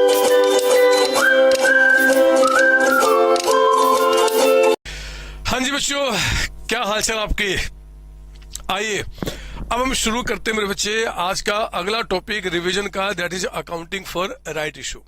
देखो, ये जो टॉपिक है इसमें कहीं कोई डाउट ना हो कि न्यूमेरिकली एंड थियोरेटिकली दोनों ही बहुत ज्यादा इंपॉर्टेंट है। मेरा मानना है कि ये चैप्टर से अगर एग्जाम में क्वेश्चन पूछता है तो टू द मैक्सिमम 4 मार्क्स का क्वेश्चन पूछ सकता है। तो मेरे बच्चे, जितनी भी थ्योरी, जितने भी प्रैक्टिकल कॉन्सेप्ट बन सकते हैं जो हम लोगों ने रेगुलर क्लासेज में पढ़ा हुआ है, उनको 4 मार्क्स के मुताबिक आपका रिवीजन कराते हुए इस टॉपिक को मैंने तैयार किया है, ठीक है ना। तो आइए शुरू करते हैं। Accounting for right issue section 62 के बारे में थोड़ा समझते हैं। आप कहें तो अगर मैं बैठ के आपको समझा दूं तो कोई परेशानी नहीं होना चाहिए। सुनिए मेरी बात, 62 हमें क्या बोलता है? 62 कहता है बच्चे कि अगर हम राइट इशू करते हैं तो राइट इशू का मतलब होता है कि issue of new shares to the existing share holder, है ना। हम लोग क्या करते हैं राइट इशू में, जो हमारे एग्जिस्टिंग शेयर होल्डर्स होते हैं उनको हम क्या करते हैं, शेयर्स पहले इशू करते हैं अगर हमें कोई नया इशू करना है तो, है ना बच्चे। अगर कंपनी को कुछ एक्सेस पैसे की रिक्वायरमेंट है तो वो पहले क्या करती है कि जो एग्जिस्टिंग शेयर होल्डर्स है उन्हीं को शेयर्स इशू किया जाता है। अब जब उनको एग्जिस्टिंग शेयर होल्डर्स को शेयर्स जब इशू किया जाएगा तो यहाँ पे जो शेयर होल्डर्स है उनके पास राइट होता है, उनके पास ऑप्शंस होता है, या तो उस राइट के बदले में शेयर्स को परचेज कर ले। अगर वो शेयर्स नहीं परचेज करना चाहते उसको रिजेक्ट कर दे। अगर वो चाहते हैं कि नहीं जी मुझे परचेज भी नहीं करना, रिजेक्ट भी नहीं करना, मेरा कोई नोन है जिसको मैं जानता हूं और उसको इस राइट को मैं रिनाउंस कर दूं, रिनाउंसमेंट का मतलब होता है टू ट्रांसफर राइट आपका, आप वो भी कर सकते हैं। ये राइट का जो रिनाउंसमेंट आप करेंगे वो रिनाउंसमेंट आप एक फ्री ऑफ कॉस्ट भी कर सकते हैं और विथ कंसिडरेशन भी कर सकते हैं। अगर आप विथ कंसिडरेशन करते हैं तो जरा बताओ उस कंसिडरेशन को इस चैप्टर में हम क्या बोलते हैं जी? आपको अगर याद हो तो मुझे बताइए। That is called value of right. हम उसको वैल्यू ऑफ राइट करते हैं, मतलब कि जो हमारा राइट है, हमने जो किसी को रिनाउंस किया उसके लिए क्या अमाउंट चार्ज किया। ऐसे वैल्यू ऑफ राइट मैक्सिमम कितना हो सकता है वो भी निकालना आज हम सीखेंगे। लेकिन मेरे बच्चे, मान लो आपने क्या किया, किसी को राइट 10 रुपीज में बेच दिया, तो वही 10 रुपीज क्या होगा, वैल्यू ऑफ राइट हो जाएगा। ये मैक्सिमम कितना हो सकता है वैल्यू ऑफ राइट, वो हम सीखेंगे, हमने क्लास में सीखा, हम उसका रिवीजन करेंगे। तो ये तो सेक्शन 62 पहले तो एग्जाम में आ जाए कि right A short notes on issue of right shares. तो पता क्या करना होगा, पहले आपको उसका मीनिंग बताना पड़ेगा। और मीनिंग में क्या, right issue of shares means existing share holders have a right to subscribe to any fresh issue of shares by the company in proportion to their existing holder, है ना। जो जितने शेयर्स हमारे पास हैं, हम उस कंपनी में, कंपनी के टोटल शेयर्स में जितना परसेंटेज हमारे पास है, उसी परसेंटेज, उसी प्रोपोर्शन में हमें राइट मिलता है, ताकि राइट इश्यू के पहले और बाद में भी हमारा जो कंपनी पे राइट है ना, अधिकार, वो आपका मेंटेन रहे। अब हमारी मर्जी है, हम उसको मेंटेन करना चाहते तो शेयर्स परचेज करते हैं, अगर नहीं तो फिर हम बेच देते हैं, डिक्लाइन करते हैं, या किसी को रिनाउंस कर देते हैं, हमारी मर्जी होती है। They have implicit right to renounce the right. Implicit right का मतलब कि अटैच्ड राइट होता है। ये हमेशा राइट इश्यू के साथ अटैच माना जाएगा कि भैया आपके पास राइट है किसी को रिनाउंस करने का in favour of anyone else, और even reject it completely. In other words, existing share holder have right of first refusal. मतलब कि अगर company is not the first, ये जो इन्वेस्टर शेयर होल्डर्स है ना बच्चे, जो कंपनी के शेयर होल्डर्स हैं, उनके पास राइट है फर्स्ट रिफ्यूजल करने का कि भैया हमें नहीं लेना। मतलब कि कंपनी मना नहीं कर सकती, हम आपको नहीं देंगे, कंपनी को तो देना ही देना है जो एग्जिस्टिंग शेयर होल्डर है। ये हम यानी कि शेयर होल्डर्स है जिनके पास राइट है रिफ्यूज करने का कि हमें नहीं चाहिए, है ना, इसलिए उनको राइट ऑफ फर्स्ट रिफ्यूजल कहते हैं। प्रोविजन ऑफ 62(1)(a), 62 के अंदर में जो प्रोविजन 62(1)(a यानी कि clause A of subsection 1 of section 62, पता है क्या बोलता है? वो कहता है उसने कुछ कंडीशंस दिए राइट इशू करने के। 62(1)(a) के अंदर में आपको कंडीशंस बताए गए हैं कि राइट इशू करने का क्या आपका कंडीशंस है। उन्होंने कहा है कि भैया आप जब राइट इशू करेंगे ना, तो जिस दिन आप राइट इशू करेंगे उसका जो ऑफर आप दे रहे हो राइट इशू करने का, एग्जिस्टिंग शेयर होल्डर को जो आप ऑफर दे रहे हो कि आप चाहो तो शेयर्स परचेज कर लो, उस ऑफर के 15 डेज कम से कम, जिस दिन आपने ऑफर किया एग्जिस्टिंग शेयर होल्डर को शेयर्स परचेज करने का, उससे 15 डेज कम से कम उनको टाइम देना होगा आपको नए शेयर्स परचेज करने का। मतलब कि जो एग्जिस्टिंग शेयर होल्डर है, they will have right either to purchase or to renounce or to reject at least 15 days, 15 दिन का उनके पास टाइम आपका होगा। ये टाइम टू द मैक्सिमम कितना हो सकता है, 30 डेज, यानी कि कंपनी ने मिनिमम 15 डेज, मैक्सिमम 30 डेज का टाइम उनको देना होगा शेयर्स को परचेज करने का। 15 दिन से कम नहीं कर सकते, 30 दिन से ज्यादा नहीं कर सकते। किसका बता रहा हूं, कंडीशन बता रहा हूं, सेक्शन 62(1)(a) का। याद रहेगी बात आपको, 62 के अंदर में आपका है। दूसरी बात कि जब हम अपने शेयर होल्डर्स को राइट देंगे, तो शेयर होल्डर्स के पास क्या है जी, ये राइट है या तो परचेज करें, या फिर उसको रिजेक्ट कर दे कंप्लीटली, या फिर उसको रिनाउंस कर दे। इवन रिनाउंस करने का उनका राइट जो है, इम्प्लिसिट राइट, वो भी आपको उस ऑफर ऑफ लेटर में मेंशन करना होगा, लेटर ऑफ ऑफर में मेंशन करना होगा कि भैया आपके पास रिनाउंसमेंट का राइट है। इवन तो उनके पास है, कानून ने अलाउ किया, फिर भी आपको मेंशन करना पड़ेगा। अगर ये सारी बातें किसका बता रहा हूं, 62(1)(a) का मेरे बच्चे, उसमें कहा गया है कि देखो जी, अगर आप यहाँ पे आपके जो एग्जिस्टिंग शेयर होल्डर हैं जिनको आपने राइट दिया, अगर उन्होंने गिवन टाइम पीरियड के अंदर में, वो टाइम पीरियड कितना हो सकता है, 15 days to 30 days to the कम से कम 15 दिन, मैक्सिमम 30 दिन, जो भी कंपनी ने टाइम मेंशन किया है कि इतने दिन में आपको रिप्लाई करना है, उस टाइम के अंदर में अगर एग्जिस्टिंग शेयर होल्डर ने रिप्लाई नहीं किया, या फिर मेरे बच्चे उन्होंने रिप्लाई करके रिजेक्ट कर दिया, या फिर क्या किया जी, उन्होंने रिप्लाई ही नहीं किया, तो अगर उन्होंने रिप्लाई कर दिया कि हमें नहीं चाहिए, तो उसके बाद कंपनी फ्री है किसी को भी शेयर्स देने के लिए। और अगर उन्होंने रिप्लाई नहीं किया तो जो टाइम पीरियड उन्होंने नोटिस में मेंशन किया होगा ना, लेटर ऑफ ऑफर में, उसके बाद उनके पास फ्री है कंपनी किसी को भी शेयर्स देने के लिए, फिर कोई दिक्कत नहीं है। लेकिन हाँ, जो जिनको भी शेयर्स दोगे वो आदमी कंपनी और एग्जिस्टिंग शेयर होल्डर के लिए डिसएडवांटेजेस नहीं होना चाहिए, कोई बदमाश ना हो जो कंपनी या शेयर होल्डर्स को घाटा में लेकर आ सके। ऐसी बातें 62(1)(a) के अंदर बताई गई है। देखो ना ये क्या बताता है। 62 के बारे में मैं आपको बता दूं, एग्जाम में आ जाए राइट शॉर्ट नोट्स ऑन आपका अकाउंटिंग फॉर राइट इशू या राइट इशू, तो आपको क्या करना होगा, पहले एक तो मीनिंग बताना होगा 62 के मुताबिक। फिर मेरे बच्चे प्रोविजंस जो है ना 62(1) के, यानी कि जो कंडीशंस बताए गए हैं वो बताना होगा। अच्छा, ये राइट इशू के जो कंडीशंस मैंने बताया 15 दिन से 30 दिन, या फिर आपको रिनाउंसमेंट का राइट है, या फिर आप नहीं अगर लिया तो फिर किसी और को दे सकते हो, ये कौन सी कंपनी के लिए, कोई भी कंपनी हो, पब्लिक हो प्राइवेट हो, सबके लिए हो। तो ये कहता कि ये provision govern any person public or private, any company public or private which is desirous of raising it subscribe share capital by issue of further issue.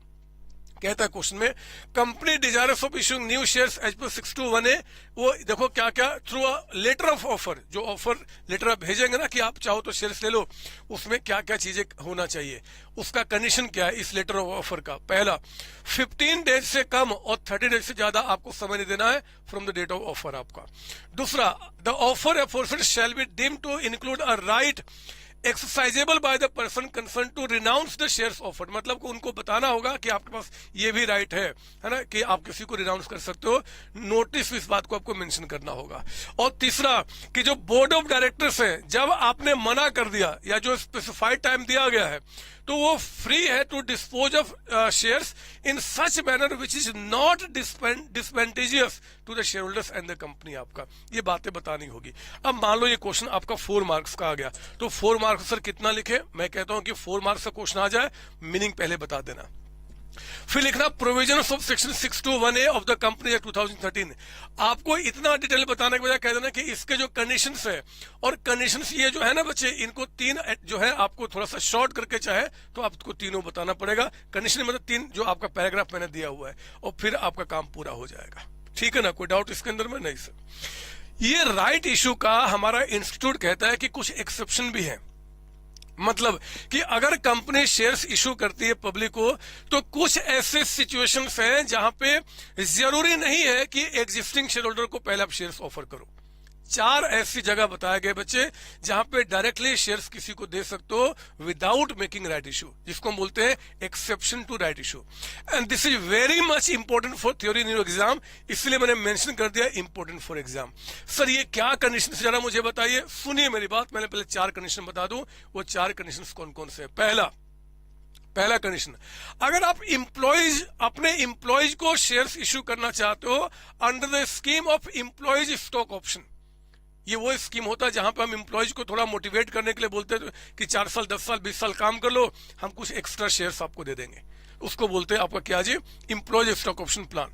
तो अगर अपने एम्प्लॉयज को कुछ शेयर्स आप देना चाहते हो under the scheme of employees stock option plan without making right issue, आप उनको शेयर्स ऑफर कर सकते हो, फिर कोई दिक्कत नहीं है। पहला हो गया। दूसरा सुनिए, जो एक्सपर्ट वैल्यूअर है हमारे कंट्री के, अगर एक्सपर्ट वैल्यूअर ने एक वैल्यूएशन रिपोर्ट बनाया आपकी कंपनी का, और वैल्यूएशन रिपोर्ट में कहा गया कि आपके कंपनी का जो शेयर है ना, उसकी मार्केट वैल्यू लगभग इतनी होनी चाहिए, और उसी वैल्यू पे अगर आप शेयर्स इशू करना चाहते हो तो आप राइट इशू कर सकते हो। मतलब माफ कीजिए, राइट इशू नहीं, आप उनको पब्लिक को शेयर्स इशू कर सकते हो विदाउट मेकिंग राइट इशू। बच्चे अक्सर देखा गया है, अक्सर की कंपनी जब राइट इशू करती है ना, तो राइट इशू जनरली क्या होता है कि जो मार्केट वैल्यू शेयर्स का होता है उससे कम प्राइस पे करती है। इसलिए यहां पे 62 सेक्शन में रेस्ट्रिक्शन डाला गया है कि अगर जो प्राइस अभी मार्केट में है, अगर उससे कम प्राइस पे आप शेयर्स इशू करना चाहते हो, तो इसका फायदा पहले एग्जिस्टिंग वालों को मिलना चाहिए। अगर ये मना कर देंगे तब किसी को दे सकते हो आप। तो ये आपका राइट इशू का रूल चलता है हमारी कंट्री के अंदर में।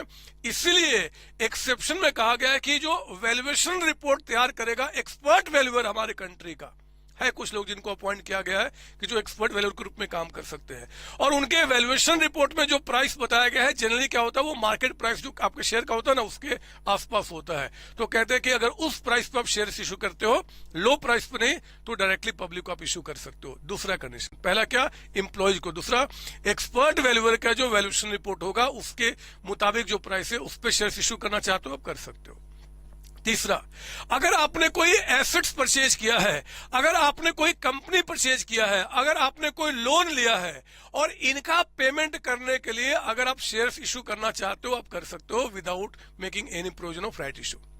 क्या क्या बोला, कोई हमने एसेट्स परचेज किया है, कोई कंपनी परचेज किया है, कोई हमने लोन लिया है मेरे बच्चे, या कोई पहले से डिवेंचर्स इशू किया है और पहले से डिसाइडेड है कि हाँ जी हम उनको क्या करेंगे, उनको कन्वर्ट कर देंगे शेयर्स में, तो आप कर सकते हो विदाउट मेकिंग राइट इशू। तीसरा हो गया, पहला ईसॉप, दूसरा बताइए वैल्यूएशन रिपोर्ट के मुताबिक शेयर जो प्राइस बताएगा उस पर इशू करना। तीसरा क्या, लोन का रिपेमेंट है, कोई एसेट्स परचेज किया है, कोई लायबिलिटी का पेमेंट करना है, कोई डिवेंचर्स को पहले से डिसाइडेड है कि हमें कन्वर्ट करना है इक्विटी में, तो आप कर सकते हैं without affecting right issue. Fourth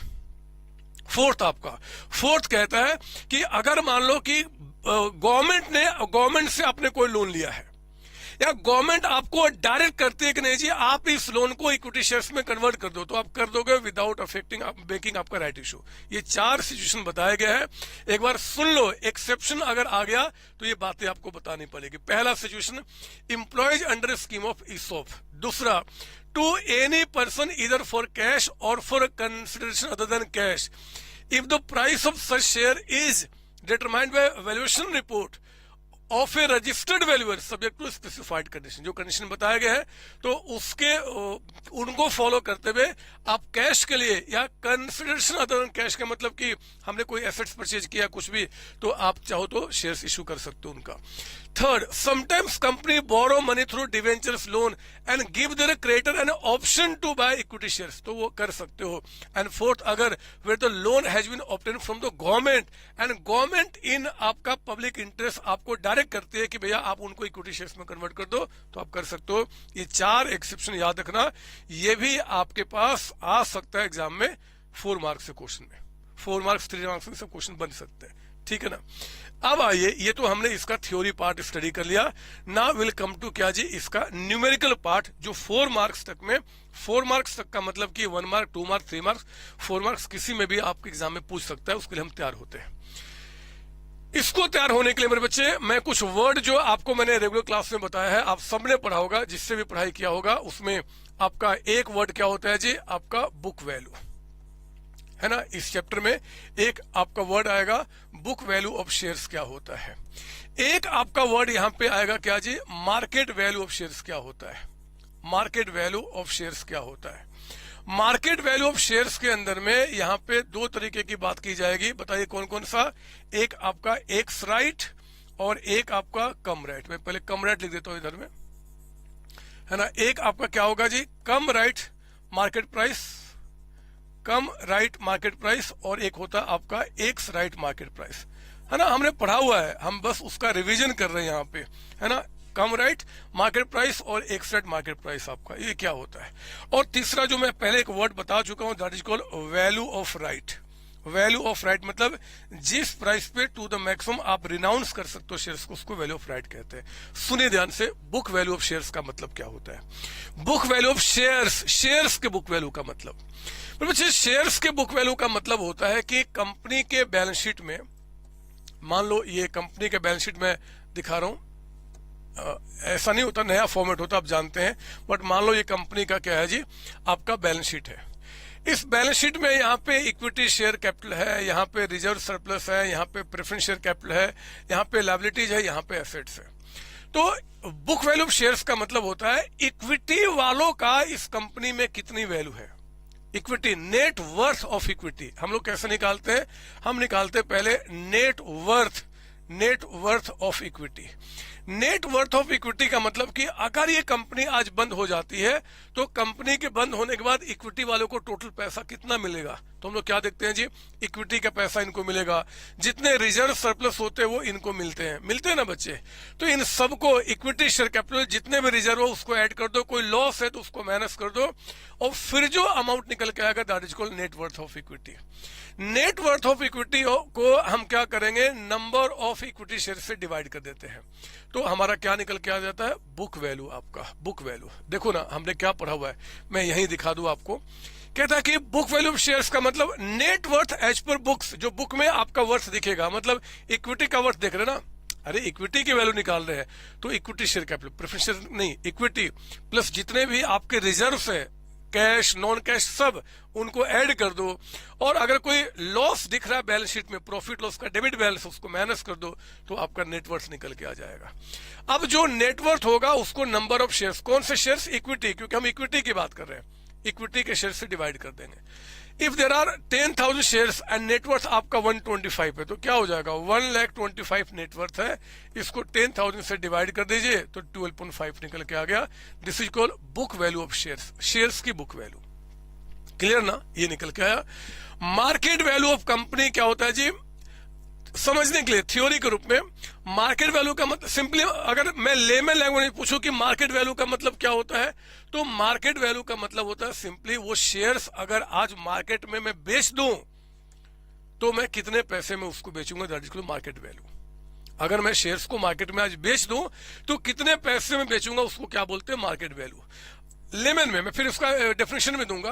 तो मान लो हमें लगता है कि यार मैं उस शेयर्स को आज मार्केट में 120 में बेच सकता हूं, 120 में, तो 120 क्या हो गया, मार्केट वैल्यू हो गया बच्चे। 120 क्या हो गया, मार्केट वैल्यू। बोलो क्या हो गया, मार्केट वैल्यू हो गया 120। अब जो 120 मार्केट वैल्यू हुआ, ये मार्केट वैल्यू का दो होता है, कम राइट और एक्स राइट। कम राइट का मतलब होता है कि राइट इशू के पहले उसकी मार्केट में वैल्यू कितनी है ना। कम राइट का मतलब क्या पढ़ा हमने, बिफोर, ये क्या पढ़ा हमने, before right issue. Right issue के पहले उसकी मार्केट में वैल्यू कितनी है, उसको क्या बोलते हैं, कम राइट। कम राइट आपका, जैसे मान लो एक शेयर सपोज की टाटा कंपनी का मेरे पास है, तो मेरे बच्चे पता है हमेशा देखा गया है कि टाटा कंपनी का शेयर अगर मेरे पास है और वो कंपनी अभी राइट इशू करने वाली है, टाटा कंपनी, तो राइट इशू करने के पहले ना उस शेयर की कीमत मैं क्या करूंगा, ज्यादा में बेचूंगा। मैं क्या करूंगा जी, 120 में बेचूंगा, 120 में। लेकिन राइट इशू हो जाने के बाद एक्स राइट, उसकी प्राइस ना क्या हो जाती है, थोड़ी कम हो जाती है। सर ऐसा क्यों, रीजन ये है क्योंकि राइट इशू कंपैरेटिवली मेरे बच्चे लोअर प्राइस पे करती है कंपनी।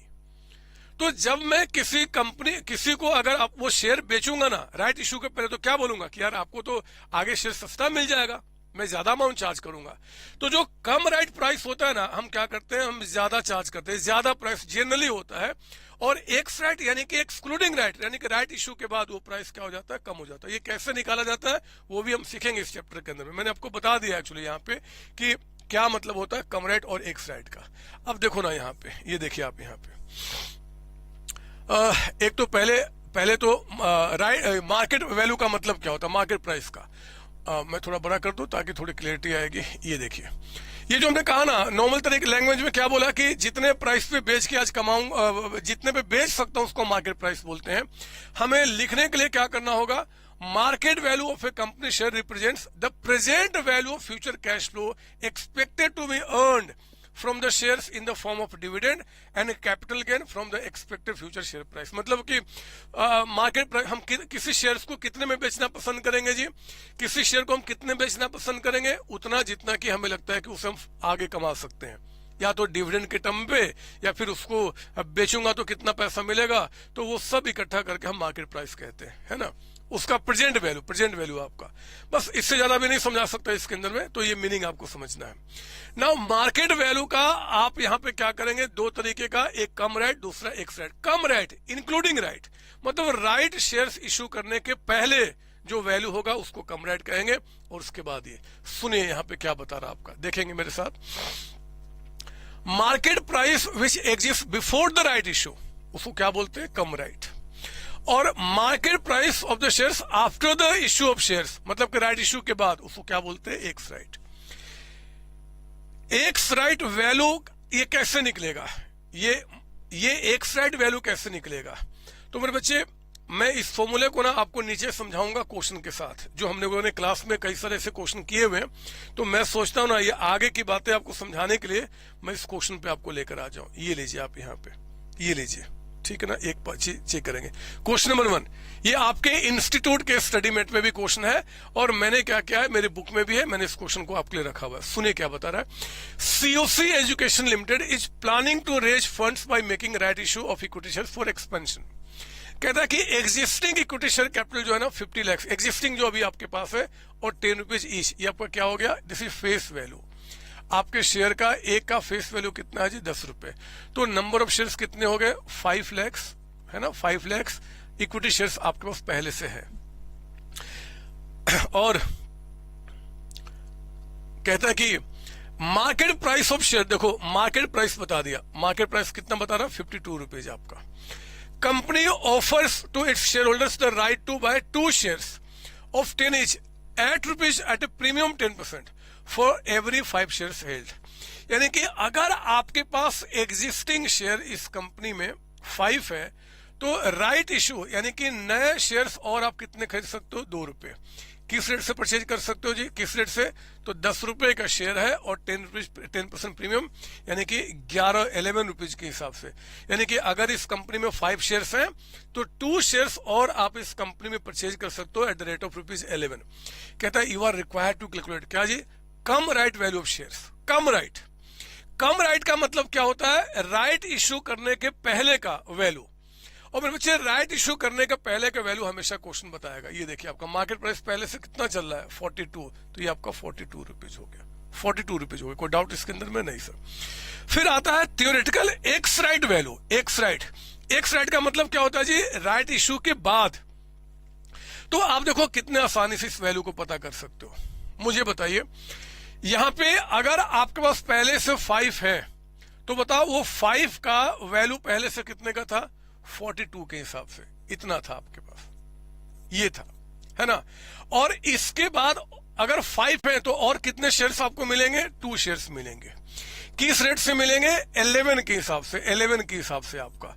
यानी कि अब देखो राइट इशू के बाद अगर राइट को आप एक्सरसाइज करते हो, अगर परचेज करते हो तो इतने रुपए आपने टोटल कंपनी को पे किया है। कितने शेयर्स के लिए, 5 + 2 यानी कि 7 शेयर्स के लिए।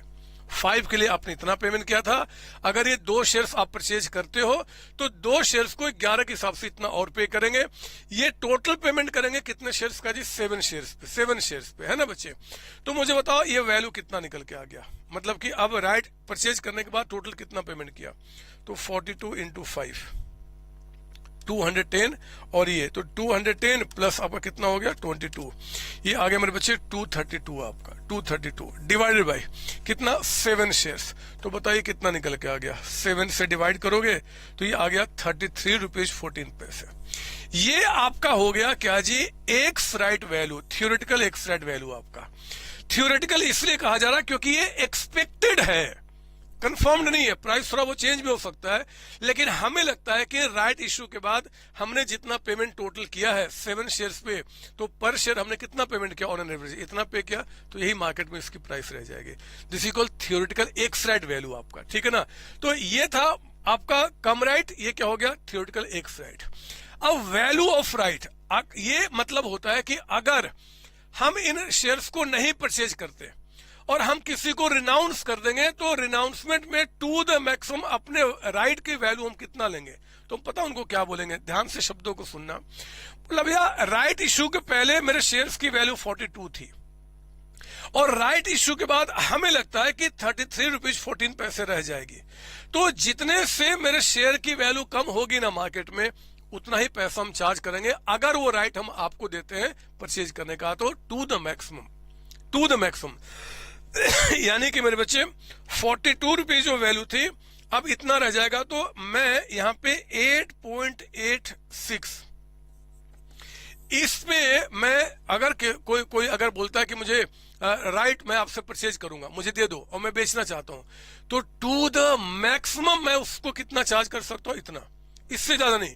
अगर इससे ज्यादा चार्ज करूंगा तो परचेज ही नहीं करेगा, तो इतना टू द मैक्सिमम हो सकता है।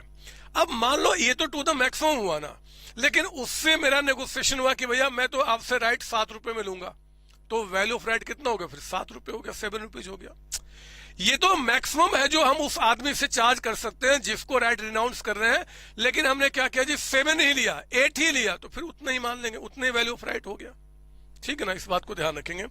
और कहता है कि फोर्थ, ये क्वेश्चन मेरे बच्चे एग्जाम में 4 नंबर में आ सकता है, 4 मार्क्स में आया भी है, मैंने करा भी दिया। अगर इसमें से कोई 1-2 आ गया तो 1-2 मार्क्स का आ जाएगा।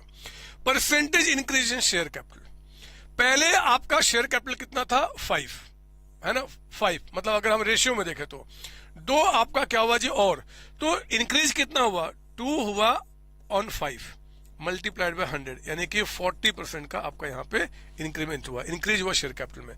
जितने शेयर्स नए इशू किए गए हैं अपन जो पहले से एग्जिस्टिंग थे इनटू 100 आपका। तो आप इस रेशियो पे भी निकाल सकते हो, टोटल पे भी निकाल सकते हो, टोटल पे भी। मतलब कि 5 लाख शेयर्स थे, अगर शेयर्स हमारे पास पहले से 5 लाख थे तो मेरे बच्चे राइट इशू कितना हो गया 2 लाख हो गया इस रेशियो में, है ना, 2 लाख हो गया। तो आप इस पे भी निकाल सकते हो, इस पे भी सारे रेशियो, मतलब मैंने जो आपको बताया वो इस पे भी निकाल सकते हो। मैं आपको दिखा देता हूँ, है ना, हम लोग रिवीजन कर रहे हैं तो सब कुछ ठीक से रिवीजन करने दो ना, कोई दिक्कत थोड़ी है, बहुत समय हमारे पास। तो ये देखिए हम क्या करेंगे, यहाँ पे हमने क्या बोला जी, मैं निकालता हूँ थियोरेटिकल एक्स राइट, ये पहले तो मैंने इस पे निकाला था, अब इस पे दिखाता हूँ। 5 लाख शेयर्स अगर कंपनी में टोटल हैं, किस रेट से जी 42, तो उस केस में नया इशू कितना होगा 2 लाख, किस रेट से आपका होगा जी 11 के हिसाब से, divided by 5 lakh plus 2 lakh, 5 lakh plus 2 lakh, और अब जो निकालेंगे तो वही 33 जो समथिंग आया था वही निकल के आ जाएगा, ठीक है ना। पर अगर वैल्यू ऑफ राइट तो समझ ही गए, अगर आपको ये निकालना है तो कितने शेयर्स हम इशू कर रहे हैं राइट में 2 लाख, एग्जिस्टिंग कितने थे 5 लाख, इनटू आपका 100 कितना आ जाएगा 40%। तो आप कैसे भी कर सकते हो, कोई दिक्कत नहीं है। मैंने यहाँ पे सॉल्यूशन बता भी दिया है, मैंने आपको समझा भी दिया। तो ये चीज में आपको एक्स राइट जो वैल्यू है ना बच्चे, वही चीज यहाँ पे लिखा गया है, चेक करेंगे मेरे साथ। यहाँ पे एक्स राइट वैल्यू यानी कि थियोरेटिकल एक्स राइट वैल्यू का मतलब cum right value of existing shares. Cum right value of existing shares कितना है, ये देखिए आप, ये हो गया एग्जिस्टिंग शेयर्स का कम राइट वैल्यू 5 लाख इंटू आपका 42 मार्केट प्राइस के पहले जो प्राइस था इंटू आपका शेयर्स।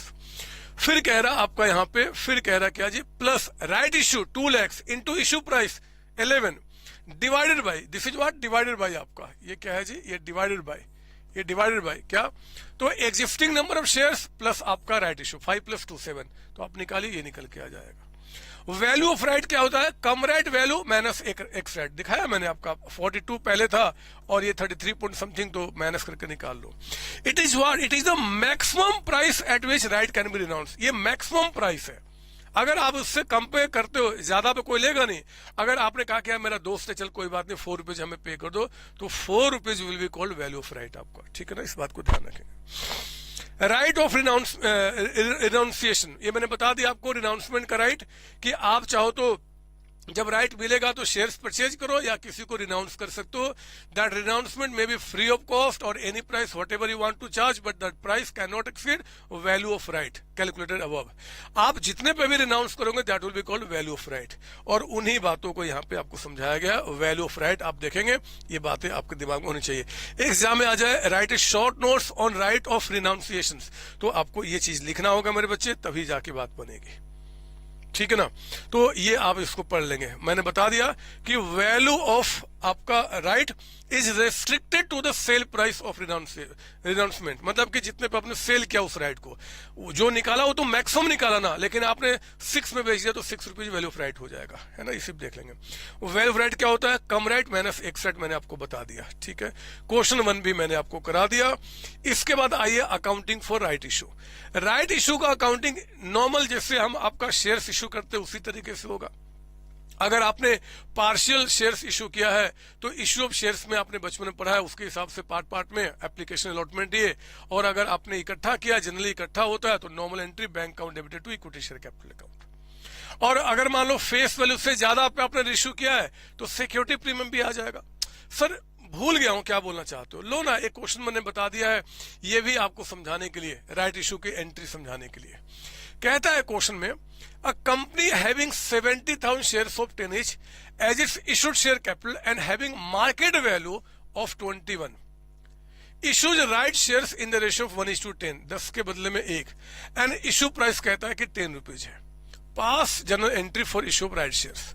मैं काम करूं, इशू प्राइस 10 ना करके इशू प्राइस कर दो यहाँ पे 12, थोड़ा और क्लियरिटी हो जाएगी। कर दो आप भी क्वेश्चन में 12, मतलब प्रीमियम पे इशू हो रहा है, हो सकता है। तो क्या करेंगे, 10 पे 1 यानी कि 70,000 पे कितने हो जाएंगे, 7,000 शेयर्स। तो एंट्री क्या हो जाएगा जी, bank account debited to equity share capital, है ना, एंड टू हम क्या बोलेंगे, security premium, security premium, security premium आपका, ठीक है ना मेरे बच्चे। ये आपका निकल गया एंट्री। हम क्या करेंगे जी, बैंक में 7,000 शेयर्स इनटू आपका इशू प्राइस यानी कि 12 हो जाएगा। कैपिटल के आगे में 7,000 इंटू 10 फेस वैल्यू, और एक्स्ट्रा जो अमाउंट आपने चार्ज किया 10,000 इंटू 2, है ना, 12 रुपए के हिसाब से इशू किया ना, 10 रुपए का फेस वैल्यू है, 12 तो 2 रुपए आपका प्रीमियम का आगे चला जाएगा। एंट्री कंप्लीट आपका, ठीक है, कोई डाउट इसके अंदर में नहीं सर। तो ये आपको ध्यान रखना है यहाँ पे। Now come to advantages and disadvantages of right issue. ये भी एग्जाम में आपके थ्योरी के लिए इंपॉर्टेंट है, मैंने इसको भी ले लिया मेरे बच्चे। आइए फटाफट हम इसका रिवीजन कर लें कि राइट इशू के हमारे पास एडवांटेजेस क्या है। तो एडवांटेज में एक तो राइट इशू क्या करता है कि एग्जिस्टिंग शेयर होल्डर को अपना प्रोपोर्शनल होल्डिंग, जितना राइट इशू के पहले जिस कंपनी में अगर मान लो हमारे पास 10% शेयर होल्डिंग था, तो राइट इशू के बाद भी हमारा 10% ही रहे, इसी बात को इंश्योर करने के लिए राइट इशू होता है ना बच्चे। तो ये एडवांटेजेस हुआ कि हम अपने प्रोपोर्शन को जो पहले हमारा राइट था उतना मेंटेन कर सकते हैं अगर हम राइट शेयर्स को परचेज करते हैं तो, है ना। तो एक तो आपको ये एडवांटेज मिला।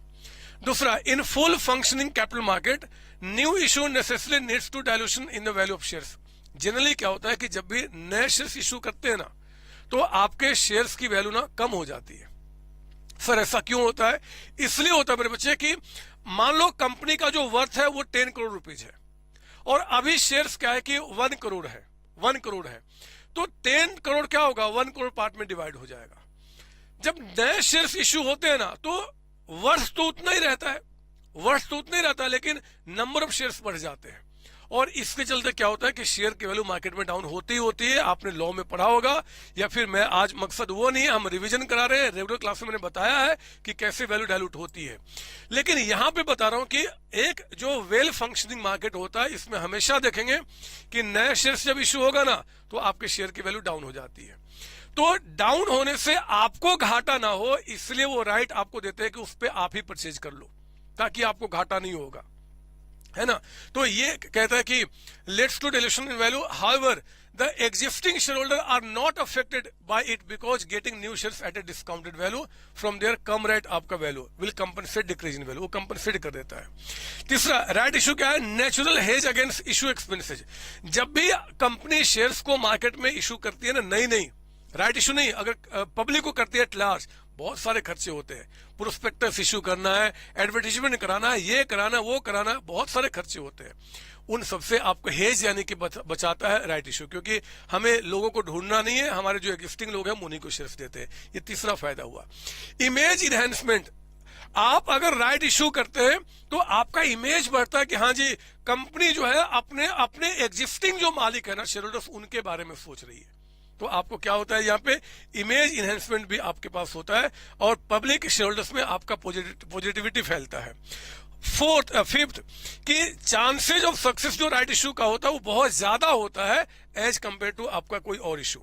सर क्यों? क्योंकि जो लोग पहले से आपको जानते हैं, आपका प्रॉफिटेबिलिटी, आपका वर्किंग देख रहे हैं, उन्हीं को हम शेयर्स दे रहे हैं ना। तो जो लोग आपको जानते हैं कि हाँ जी ये तो स्मूथली काम कर रहा है, रोज हमें हर एक साल पेमेंट करता है डिविडेंड, तो इनका शेयर्स आराम से ले लो, ये आपको फायदा मिलता है। ये 5 यहाँ पे क्या किए हैं, एडवांटेजेस बताए गए हैं, याद रहेगी बात आपका। और जो इसके डिसएडवांटेजेस है मेरे बच्चे, उसमें एक तो कुछ ना कुछ तो ढूंढना है ना, तो हमें क्या बताना होता है कि एक तो आपका वैल्यू डायलूट हो जाता है जी, ये घाटा होता है, और दूसरा अट्रैक्टिव प्राइस जो होता है राइट इशू का, ये ऑब्जेक्टिवली एसेट्स होना चाहिए। कभी कभी क्या होती है कि कंपनियां सोचती है कि यार, जो जैसे मान लो कि आप किसी कंपनी के शेयर होल्डर हो, और वो कंपनी बदमाश 3-4 साल से लॉस किए जा रही है, अब आप जानते हैं कि आप उनके शेयर्स में पैसा नहीं लगाओगे, तो क्या करती है, थ्रो अवे प्राइस, बहुत कम से कम प्राइस पे राइट इशू कर देती है। इससे क्या होता है कि आप कल को अट्रैक्ट हो गया, यार इतने सस्ता सामान मिल रहा है, और आप उसको परचेज कर लो, फिर से पैसा आपका फंस जाए और पता चलता है कि और दिक्कत आपको हो जाए। इसलिए हमें बिल्कुल अटेंटिव होना होता है आपका, जब हम इनके शेयर्स को, ऐसे शेयर्स को परचेज करते तब भी आपका। To ensure the fair deal. आपका याद रहेगी बात आपको ये सर। कुछ एमसीक्यू यहाँ पे बने हुए, मैं वो भी यहाँ पे कवर कर लूँ, ऐसे हम लोगों ने कवर किया हुआ है, बट फिर भी फटाफट यहाँ पे एक छोटा सा revision. In case of further issue of shares, right to renounce the shares in favour of third party. जब फर्दर इश्यू होगा तो right to renounce the shares in favour of third party must include a right exercisable by the person concern to renounce the shares. आपका should include a right exercisable और is deemed to include, अभी बताया था मैंने कि implicit right होता है। Implicit right का मतलब कि जब भी राइट इश्यू होगा तो ये इम्प्लिसिट है, इम्प्लाइड है कि भैया आपके पास राइट है उसको रिनाउंस करने का, तो आपको उसको मस्ट इंक्लूड, शुड नहीं, इज डीम्ड टू इंक्लूड आपका कि भैया उसमें आपका है, तो आप सी में टिक मार्क कर लेंगे। कंपनी शेयर फेस वैल्यू कहता है कि 10 है। देखो कैसे कैसे गेम खेलेगा। एक शेयर की फेस वैल्यू 10 रुपए है, बुक वैल्यू कहता है कि 20, राइट इशू कहता है कि 30 रुपीज और मार्केट प्राइस कहता है कि 40। तो कहता है कि राइट इशू को रिकॉर्ड करते समय सिक्योरिटी प्रीमियम कितना होगा। अभी मैंने बताया था bank account debited to equity share capital to security premium, बोला था ना बच्चे। तो प्रीमियम हमेशा किससे कंपेयर करते हैं, फेस वैल्यू से और आपका इशू प्राइस। बुक वैल्यू कितना है, मार्केट प्राइस क्या है, मतलब नहीं, आपको फेस वैल्यू 10 रुपए है और इशू आपका 30, तो 20 रुपीज क्या होगा जी, प्रीमियम के आगे रिकॉर्ड होगा, 20 में टिक मार्क करेंगे, है ना। आइए जल्दी से आगे आगे आगे जाओ, ये सब क्या हुआ है पढ़ो। Right shares enable existing share holder to maintain their proportional holding in the company. Yes, right issue होने से क्या होता है, प्रोपोर्शन मेंटेन करने में हेल्प मिलता है, क्योंकि जितना प्रोपोर्शन परसेंटेज हमारे पास पहले था, अगर राइट इशू में शेयर्स परचेज कर ले तो बाद में भी उतना परसेंटेज रह जाता है। Right issue does not cause dilution in the market price, गलत। राइट इशू के बाद शेयर्स की वैल्यू मार्केट में डायल्यूट होती है, कम होती है, दिखाया था मैंने अभी करके आपका। तो कौन सा करेक्ट है, ए करेक्ट बी करेक्ट ना, ये ठीक है ये गलत है, ये सी ठीक है आपका, फिर सी में टिक मार्क कर लेंगे। Right issue are normally offered at a price low, normally offered at price lower than the come right, lower than less than आपका, है ना। मैंने बताया था ना कि कम राइट से प्राइस उसका कम ही होता है ना, तो ये ठीक है। Right issue of shares result in dash of market value per share in comparison to market price before right issue. तो राइट इशू होने से क्या होता है जी, डिक्रीज करता है बच्चे, मार्केट वैल्यू जो होता है क्या वो डिक्रीज करता है प्राइस पहले के मुकाबले। Right issue price can be calculated by which of the following formula, अभी बताया था। एक्स राइट वैल्यू कैसे निकालते हैं, आपका cum right value of existing plus right issue से जो आया divide by existing plus number of right, यही ठीक है आपका, यही था ना। Cum right price plus right issue जितने पे किया डिवाइड बाय एग्जिस्टिंग, ये ठीक है, ए में टिक मार्क कर लेंगे, ठीक है ना। मैं बाकी क्यों पढ़ूंगा आपका। और 7th, issued share capital including issue of right shares and bonus should be less than और इक्वल टू आपका ऑथराइज से ज्यादा शेयर्स हम इशू कर ही नहीं सकते, आप जानते हैं। तो आपका ये निकल के आ गया। हमने इस चैप्टर का पूरा प्रॉपर तरीके से बेस्ट रिवीजन किया मेरे बच्चे। आपको फिर से बोलता हूं, बार बार बोलता हूं कि यहाँ पे रिवीजन करने के बाद एक ही काम आपने करना है, जो आपने प्रॉपर क्लास में जो क्वेश्चंस जितने भी किए हैं ना, मुझसे चाहे जिससे भी आप पढ़ रहे हैं, उन क्वेश्चंस को एक बार पलट देना है। बिलीव कीजिए फटाफट सब कुछ रिवीजन आपका हो रहा है। हाँ जी, तो हमने इस तीनों टॉपिक को बच्चे बहुत अच्छी तरीके से एंड किया। आज की क्लास को हम यहीं पे एंड करते हैं और अगली क्लास में मिलेंगे अगले चैप्टर का रिवीजन करने के लिए अपने फास्ट ट्रैक सीरीज के अंदर में। तब तक आप सबको all the best and yes, जाते जाते जरूर अपने लाइक बटन को, इस वीडियो के लाइक बटन को प्रेस करके आप जाएंगे और आप शो करेंगे कि यस आपको बातें समझ में आई। अगर कुछ फीलिंग्स अगर आपके दिमाग में है, कुछ शेयर करना चाहते हैं, कोई क्वेश्चन दिमाग में है, तो इस वीडियो के कमेंट सेक्शन में ज़रूर आप मुझसे पूछेंगे। आप सबको ऑल द बेस्ट बच्चे, मिलते हैं नेक्स्ट क्लास में इसके आगे नए चैप्टर को कंटिन्यू करने के लिए। इस चैप्टर का एंड यहीं पे करते हैं। All the best, thank you.